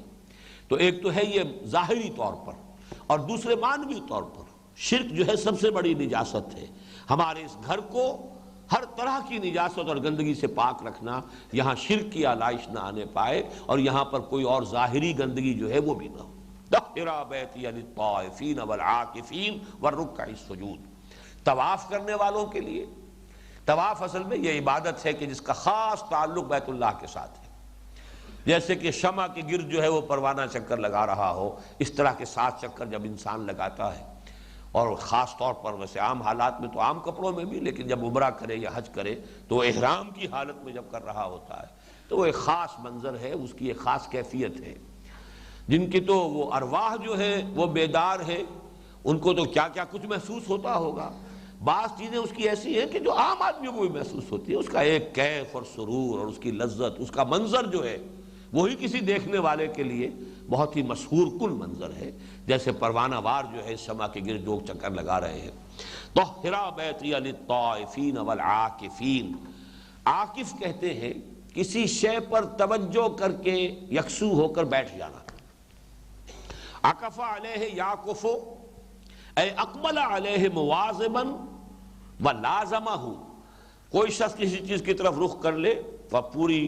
پابندی کے ساتھ اور اس کو اپنے اوپر لازم کر لے، اس کو ہندی میں کہتے ہیں دھیان، جس کے لیے میڈیٹیشن کا لفظ بھی انگریزی میں ہے۔ تو آپ نے یہ 2 الفاظ ہندی کے سنو گے، گیان اور دھیان۔ گیان نالج ہے، دھیان یہ ہے مراقبہ اور توجہ کو جو ہے مرکوز کرنا، اور یہ لفظ قرآن مجید میں آیا ہے بتوں کے سلسلے میں بھی۔ چنانچہ سورۃ الاعراف میں بنی اسرائیل کے بارے میں آیا، جب وہ نکلے وہاں سے مصر سے تو انہوں نے دیکھا اسی سینائی پیننسولا میں کچھ قوموں کو کہ ان کے بت ہیں اور بتوں کا وہ اعتکاف کرتے ہیں۔ فَأَتَوْا عَلَىٰ قَوْمٍ عَاكِفِينَ عَلَىٰ أَصْنَامٍ لَهُمْ، ان کا گزر ہوا ایسی قوم پر کہ جن کے کچھ بت تھے اور وہ ان کے اوپر دھیان کر کے بیٹھتے تھے توجہ کر کے۔ تو انہوں نے کہا اے موسیٰ ہمارے لیے بھی ایسی کوئی چیز بنا دو، کوئی الہ بنا دو۔ واقعی یہ توجہ کو مرکوز کرنے کے لیے، جیسے ڈاکٹر رادھا کرشنن نے کہا ہے کہ یہ بت پرستی ہمارے ہاں صرف اس لیے ہے کہ توجہ کے ارتکاز کے لیے کوئی آبجیکٹ ہمیں درکار ہے، بس خوں گرے پے کرے محسوس تھی انسان کی نظر، مانتا پھر کوئی اندیکھے خدا کو کیوں کر۔ اندیکھے خدا کے ساتھ لو لگانا، توجہ کا ارتکاز، وہ بڑا مشکل ہے عام آدمی کے لیے۔ لہذا عام آدمی کے لیے یہ ہے کہ کوئی ایسی محسوس شے سامنے رکھی ہو، اس پر توجہ کو مرکوز کیا جائے۔ ان کے حوالے سے وہ ڈیٹیز جو ان کے خیال میں ہیں کہ جن کے لیے یہ مظہر بنا لیے گئے ہیں، تو ہم ان کو تو نہیں پوچھتے، در حقیقت وہ تو ہم چاہتے ہیں ان سے لو لگانا، لیکن ان کی طرف توجہ جو ہے اپنی مرکوز کرنے کے لیے ہم نے ایک محسوس شے اس بت کو بنا لیا۔ یہ فلسفہ بت پرستی کا ڈاکٹر رادھا کرشنن نے بیان کیا۔ بہرحال اسی طریقے سے حضرت ابراہیم کا قول بھی آیا سورہ انبیاء کی آیت نمبر 52 میں، انہوں نے اپنے والد سے کہا تھا ما هذه التماثيل التي انتم لها عاکفون، یعنی یہ کیا مورتیاں ہیں جن کو میں دیکھتا ہوں کہ آپ لوگ بڑے ادب کے ساتھ اور دھیان کے ساتھ توجہ جما کر ان کے سامنے بیٹھتے، کیا ہے یہ؟ تو یہ اعتکاف جو ہے یہ بتوں کا تو ہوتا چلا آیا ہے، لیکن ایک اللہ کا اعتکاف کرنے والے وہ مسجدوں کے اندر بیٹھتے ہیں، وہ اسی طریقے سے بیت اللہ میں اعتکاف کے لیے لوگ آتے تھے، اور اب بھی ہوتے ہیں، بے شمار لوگ ہوتے ہیں۔ تو میرے اس گھر کو پاک و صاف رکھو۔ وَعَهِدْنَا إِلَىٰ إِبْرَاهِيمَ وَإِسْمَاعِيلَ أَن طَهِّرَا بَيْتِيَ لِلطَّائِفِينَ وَالْعَاكِفِينَ وَالرُّكَّعِ السُّجُودِ۔ رکع یہ جمع ہے راکع، رکوع کرنے والا، سجود ساجد کی جمع ہے، سجدہ کرنے والے۔ یہ گویا کہ 4 الفاظ، اور سورہ حج میں بھی یہ آیت آئی ہے یہ ذرا سے فرق کے ساتھ، وہاں آئی ہے عاکف کی بجائے قائمین، وہاں پر للطائفین والقائمین والرکع السجود، عاکف یہاں آیا ہے، وہاں پر قائمین، قیام کرنے والے۔ نماز کا چونکہ جیسے ایک رکن جو ہے سجدہ ہے، ایک رکن اس کا رکوع ہے، ایک قیام بھی ہے، تو ذرا سے فرق کے ساتھ یہ مضمون وہاں بھی آیا ہے۔ لیکن جو نوٹ کرنے والی اہم تر بات ہے، سورہ حج چونکہ مکی صورت ہے، وہاں صرف حضرت ابراہیم کا ذکر ہے، حضرت اسماعیل کا ذکر نہیں ہے۔ وَإِذْ بَوَّأْنَا لِإِبْرَاهِيمَ مَكَانَ الْبَيْتِ أَلَّا تُشْرِكْ بِي شَيْئًا وَطَهِّرْ طَهِّرَا نہیں طَهِّرْ بَيْتِيَ لِلطَّائِفِينَ وَالْقَائِمِينَ وَالرُّكَّعِ السُّجُودِ، صرف ابراہیم کا ذکر ہے، ساتھ اسماعیل کا ذکر نہیں ہے۔ یہاں اس کو نمایاں کیا گیا کہ ابراہیم اور اسماعیل 2 تھے کہ جو یہ کام کر رہے تھے۔ کیوں؟ اس لیے کہ یہاں پر اب تذکرہ کرنا ہے اس امت مسلمہ کا جس کا نیوکلیس بنی اسماعیل میں سے تیار ہو رہا ہے۔ یہ فرق ہے کہ ایک ہی مضمون قرآن مجید میں 2 جگہ آ رہا ہے، لیکن تھوڑا سا فرق بھی جو ہوتا ہے اس کے اندر، کہیں ایک ڈیٹیل omit کر دی گئی، کہیں اس ڈیٹیل کو نمایاں کیا گیا۔ حضرت ابراہیم اصل معمار تو وہ ہے، حضرت اسماعیل کی حیثیت ہیلپر کی ہے۔ ظاہر بات ہے کہ حضرت ابراہیم علیہ السلام وہی ہے، اور یہ تو ابھی 13 برس کی عمر ہے ان کی، وہ ان کے ہیلپر کی حیثیت سے ہے۔ اصل معاملہ جو ہے امام الناس وہ تو حضرت ابراہیم ہے، وہاں اسی پر اکتفا کی گئی۔ وہاں اصل میں اس گھر کی جو جڑ اور بنیاد تھی، وہاں پر سب سے پہلے اللہ تشرک بی شیئا، میرے ساتھ شرک ہرگز مت کرنا، مت شریک ٹھہرانا کسی شے کو، یہاں اس کو omit کر دیا گیا۔ لیکن یہاں اسماعیل کا ذکر ہے، وہاں اسماعیل کا ذکر نہیں ہے، تو جب ہم دونوں مقامات کو جمع کر لیں گے تو بات پوری ہو جائے گی۔ یہاں طاہرہ میں میں نے کہا کہ وہ شرک کی نجاست سے پاک کرنا، یہ بھی وہاں پر گویا کہ امپلائیڈ ہے، وہاں اس کو نمایاں کیا گیا۔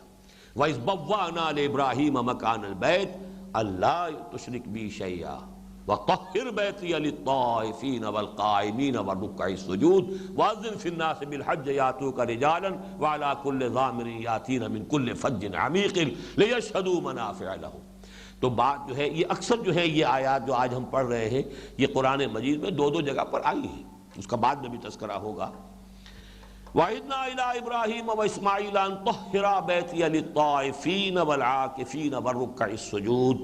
وَإِذْ قَالَ إِبْرَاهِيمُ رَبِّ اجْعَلْ هَٰذَا بَلَدًا آمِنًا وَارْزُقْ أَهْلَهُ مِنَ الثَّمَرَاتِ مَنْ آمَنَ مِنْهُمْ بِاللَّهِ وَالْيَوْمِ الْآخِرِ۔ اور یاد کرو جب کہ کہا ابراہیم نے دعا مانگی، اے رب میرے، رب بے کے نیچے زیر ہے، ربی در حقیقت یہ اس کا مخفف سمجھیے، وہ ربی کی یہ جو ہے وہ صرف زیر کے ذریعے سے واضح ہو، اے میرے رب، اے پروردگار، میرے پروردگار، اس شہر کو، اس بستی کو امن کا گہوارہ بنا دیجو۔ اس کی تفصیل آئی ہے اس دعا کی سورہ ابراہیم میں،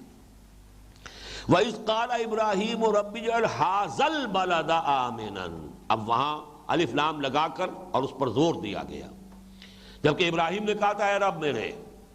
اس گھر کو امن کا گہوارہ بنائیو، وَاجْنُبْنِي وَبَنِيَّ أَن نَّعْبُدَ الْأَصْنَامَ، اور بچائے رکھیو مجھے بھی اور میری اولاد کو بھی، میری نسل کو بھی، کہ ہم ان بتوں کی پرستش کرنے لگ جائیں، معاذ اللہ۔ رب انہن اضللن کثیرا من الناس، اے رب ہمارے، اے رب میرے، ان بتوں نے بہت سو کو گمراہ کیا ہے پہلے بھی۔ فمن تبعنی، تو میری اس نسل میں سے جو میرا اتباع کرے، میری پیروی کرے، میرے نقش قدم پر چلے، فإنہ منی، تو وہ تو مجھ میں سے ہے ہی، وہ تو ان تمام وعدوں کا مصداق ہے ہی جو تو نے مجھ سے کیے ہیں۔ ومن عصانی فإنک غفور الرحیم، اور اے پروردگار جو میری نافرمانی کرے تو تو غفور الرحیم ہے۔ یہ التجا کی سب سے زیادہ لجاجت آمیز انداز جسے کہا جاتا ہے، اور کیا کہیں پروردگار تو غفور الرحیم ہے۔ ربنا انی اسکنت من ذریتی بواد غیر ذی زرع، اے رب ہمارے، میں نے اپنی اولاد میں سے ایک حصے کو، ایک نسل کی، اپنی ایک نسل کو، اپنی ایک شاخ کو تیرے اس گھر کے پاس، عند بیتک المحرم، تیرے اس حرمت والے، عزت والے گھر کے پاس آباد کر دیا ہے، اگرچہ بواد غیر ذی زرع، یہاں کوئی زراعت نہیں، کوئی پیداوار نہیں، بے آب و گیا وادی کے اندر۔ ربنا لیقیموا الصلاۃ، اس لیے اے رب کہ وہ نماز کا اہتمام کرے، نماز قائم کرے۔ فاجعل افئدۃ من الناس تہوی الیہم، تو اے رب اب لوگوں کے دلوں کو ان کی طرف مائل کر دے۔ اس حصے کو ضرور نوٹ کیجئے، کسی بھی کام کے لیے جب تک تعاون نہ ملے، جب تک لوگوں کا رجوع نہ ہو، وہ کام آگے نہیں بڑھ سکتا۔ اے رب تیرے حکم سے میں نے اپنی نسل کو لا کر یہاں آباد کر دیا، جہاں نہ کچھ پیدا ہوتا ہے، بے آب و گیا وادی ہے۔ اب اے پروردگار تیرے ہاتھ میں ہے، جیسا کہ حضور نے فرمایا تمام انسانوں کے دل اللہ کی دو انگلیوں کے مابین ہے، جدھر چاہتا ہے پھیر دیتا ہے۔ اب لوگوں کے دل ان کی طرف مائل کر، لوگوں کا میلان ہو، لوگوں کے دلوں میں ان کی محبت پیدا کر دے تاکہ وہ ادھر مائل ہوں۔ اسی ذریعے سے وَارْزُقْهُم مِّنَ الثَّمَرَاتِ، اور ان کے لیے ذریعہ بنا دے کہ ان کو جو ہے پھلوں کی روزی ان کو پہنچا، لعلہم یشکرون، تاکہ وہ تیرا شکر ادا کریں۔ اس پورے کو یہاں پر خلاصہ کر کے، چونکہ یہ سورہ ابراہیم مکی صورت ہے، تفصیل وہاں آ چکی ہے، لہذا یہاں جو اس کا دوبارہ حوالہ ہے اختصار کے ساتھ، وَإِذْ قَالَ إِبْرَاهِيمُ رَبِّ اجْعَلْ هَٰذَا بَلَدًا آمِنًا وَارْزُقْ أَهْلَهُ مِنَ الثَّمَرَاتِ مَنْ آمَنَ مِنْهُمْ بِاللَّهِ وَالْيَوْمِ الْآخِرِ۔ لیکن یہاں احتیاط کیا کی ہے، چونکہ اللہ تعالیٰ کی طرف سے ایک بات آ گئی تھی کہ لا ینال عہد الظالمین، میرا یہ جو امامت الناس والا جو منصب میں تمہیں دے رہا ہوں اے ابراہیم، یہ میرا قول، یہ میرا اقرار، یہ میرا عہد تمہاری اولاد میں سے جو ظالم ہوں گے، مشرک ہوں گے، وہ اس میں شامل نہیں ہوں گے۔ یہاں حضرت ابراہیم اب خود آگے بڑھ کر ایکسکلوڈ کر رہے ہیں۔ یہ ہے گویا کہ بندگی کی ایک شان کہ اللہ تعالیٰ کی طرف سے جو بات ہے وہ اپنی دعا میں سے انہیں ایکسکلوڈ کر رہے ہیں۔ پروردگار میں دعا کر رہا ہوں اپنی اولاد میں سے صرف ان کے لیے، من آمن منہم باللہ والیوم الآخر، جو بھی ان میں سے تجھ پر بھی ایمان رکھنے والا ہو، یوم آخر پر بھی ایمان رکھنے والا ہو، اے رب اس کے لیے اس ثمرات کے ذریعے سے روزی فراہم کر۔ اس لیے کہ ظاہر بات ہے کہ یہاں تو کوئی پیدا نہیں ہو رہا، یہاں کوئی ذرائع معاش ہے نہیں۔ اے رب اپنے خاص فضل و کرم سے، اپنے خاص جو ہے، جو بھی تیری قدرت خاصہ ہے، اس کو بروئے کار لاتے ہوئے ان کے لیے معاش کا، ان کے لیے روزی کا اہتمام فرما۔ یہاں البتہ ایک بات مجھے وزنی معلوم ہوئی ہے کہ ثمرات کا ترجمہ ہمیشہ میوے کر دیا جاتا ہے، تو اگرچہ ثمرات میں میوے بھی شامل ہیں، لیکن میوے کے لیے اپنی جگہ پر عربی زبان کا ایک مستقل علیحدہ لفظ فواکہ ہے، اور قرآن مجید میں آیا، بار بار آیا، فواکہ ہے جو خالص ہے میووں کے لیے۔ ثمر تو در حقیقت ہر شے کا جو بھی پھل ہے وہ اس کا ثمر ہے، یہاں تک کہ انسان کی اولاد اس کا ثمر ہے۔ وَكَانَ لَهُ ثَمَرٌ جو سورہ کہف میں آیا ہے، وہاں اس سے مراد بہت سے حضرات نے لیے کہ اولاد بھی تھی اس کی، اس کے 2 باغ بھی تھے، باغوں کے مابین کھیتی بھی تھی، کھجوروں کے درختوں کی باڑ بھی لگی ہوئی تھی، اس میں چشمے بھی رواں تھے، سب کچھ ہو رہا تھا، اور اس کے اپنے اولاد بھی تھی،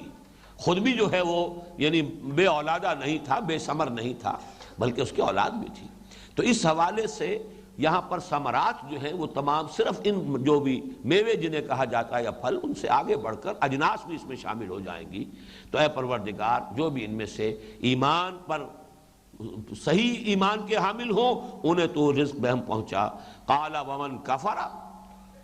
فرمایا کہ جو کوئی کفر کرے گا فَأُمَتِّعُهُ قَلِيلًا، اب یہاں پر اللہ تعالیٰ کی طرف سے وضاحت کی جا رہی ہے، اس دنیا میں تو ہم اس کو بھی متاع دیں گے، جیسے کہ سورہ بنی اسرائیل میں آیا ہے كُلًّا نُمِدُّ هَٰؤُلَاءِ وَهَٰؤُلَاءِ مِنْ عَطَاءِ رَبِّكَ وَمَا كَانَ عَطَاءُ رَبِّكَ مَحْظُورًا، اس دنیا میں تو ہم کافروں کو بھی دیں گے اور اہل ایمان کو بھی دیں گے۔ امامت کا معاملہ تھا وہ کہ جس کا تعلق ایمان سے تھا، جس سے محروم کر دیے جائیں گے کہ جو مشرک ہیں اور جو گناہ گار ہیں، لیکن دنیاوی معاملات کی حد تک وَأُمَتِّعُهُ قَلِيلًا، انہیں بھی میں ساز و سامان دنیا کی چیزیں دوں گا، لیکن قلیل کے درجے میں ہے، پوری دنیا کی زندگی قلیل کے درجے میں ہے، تو جو کچھ یہاں پہ دیا جا رہا ہے خواہ تمہیں کتنا ہی بڑا معلوم ہو رہا ہو، لیکن یہ کہ وہ اصل میں حقیقت نفس الامری کے اعتبار سے قلیل کے حکم میں ہے۔ ثم اضطرہ الی عذاب النار، پھر میں اسے کشاں کشاں کھینچ کر لے آؤں گا آگ کے عذاب کی طرف، وبئس المصیر، اور وہ بہت ہی برا ٹھکانہ ہے۔ بارک اللہ لی ولکم فی القرآن العظیم ونفعنی وإیاکم بالآیات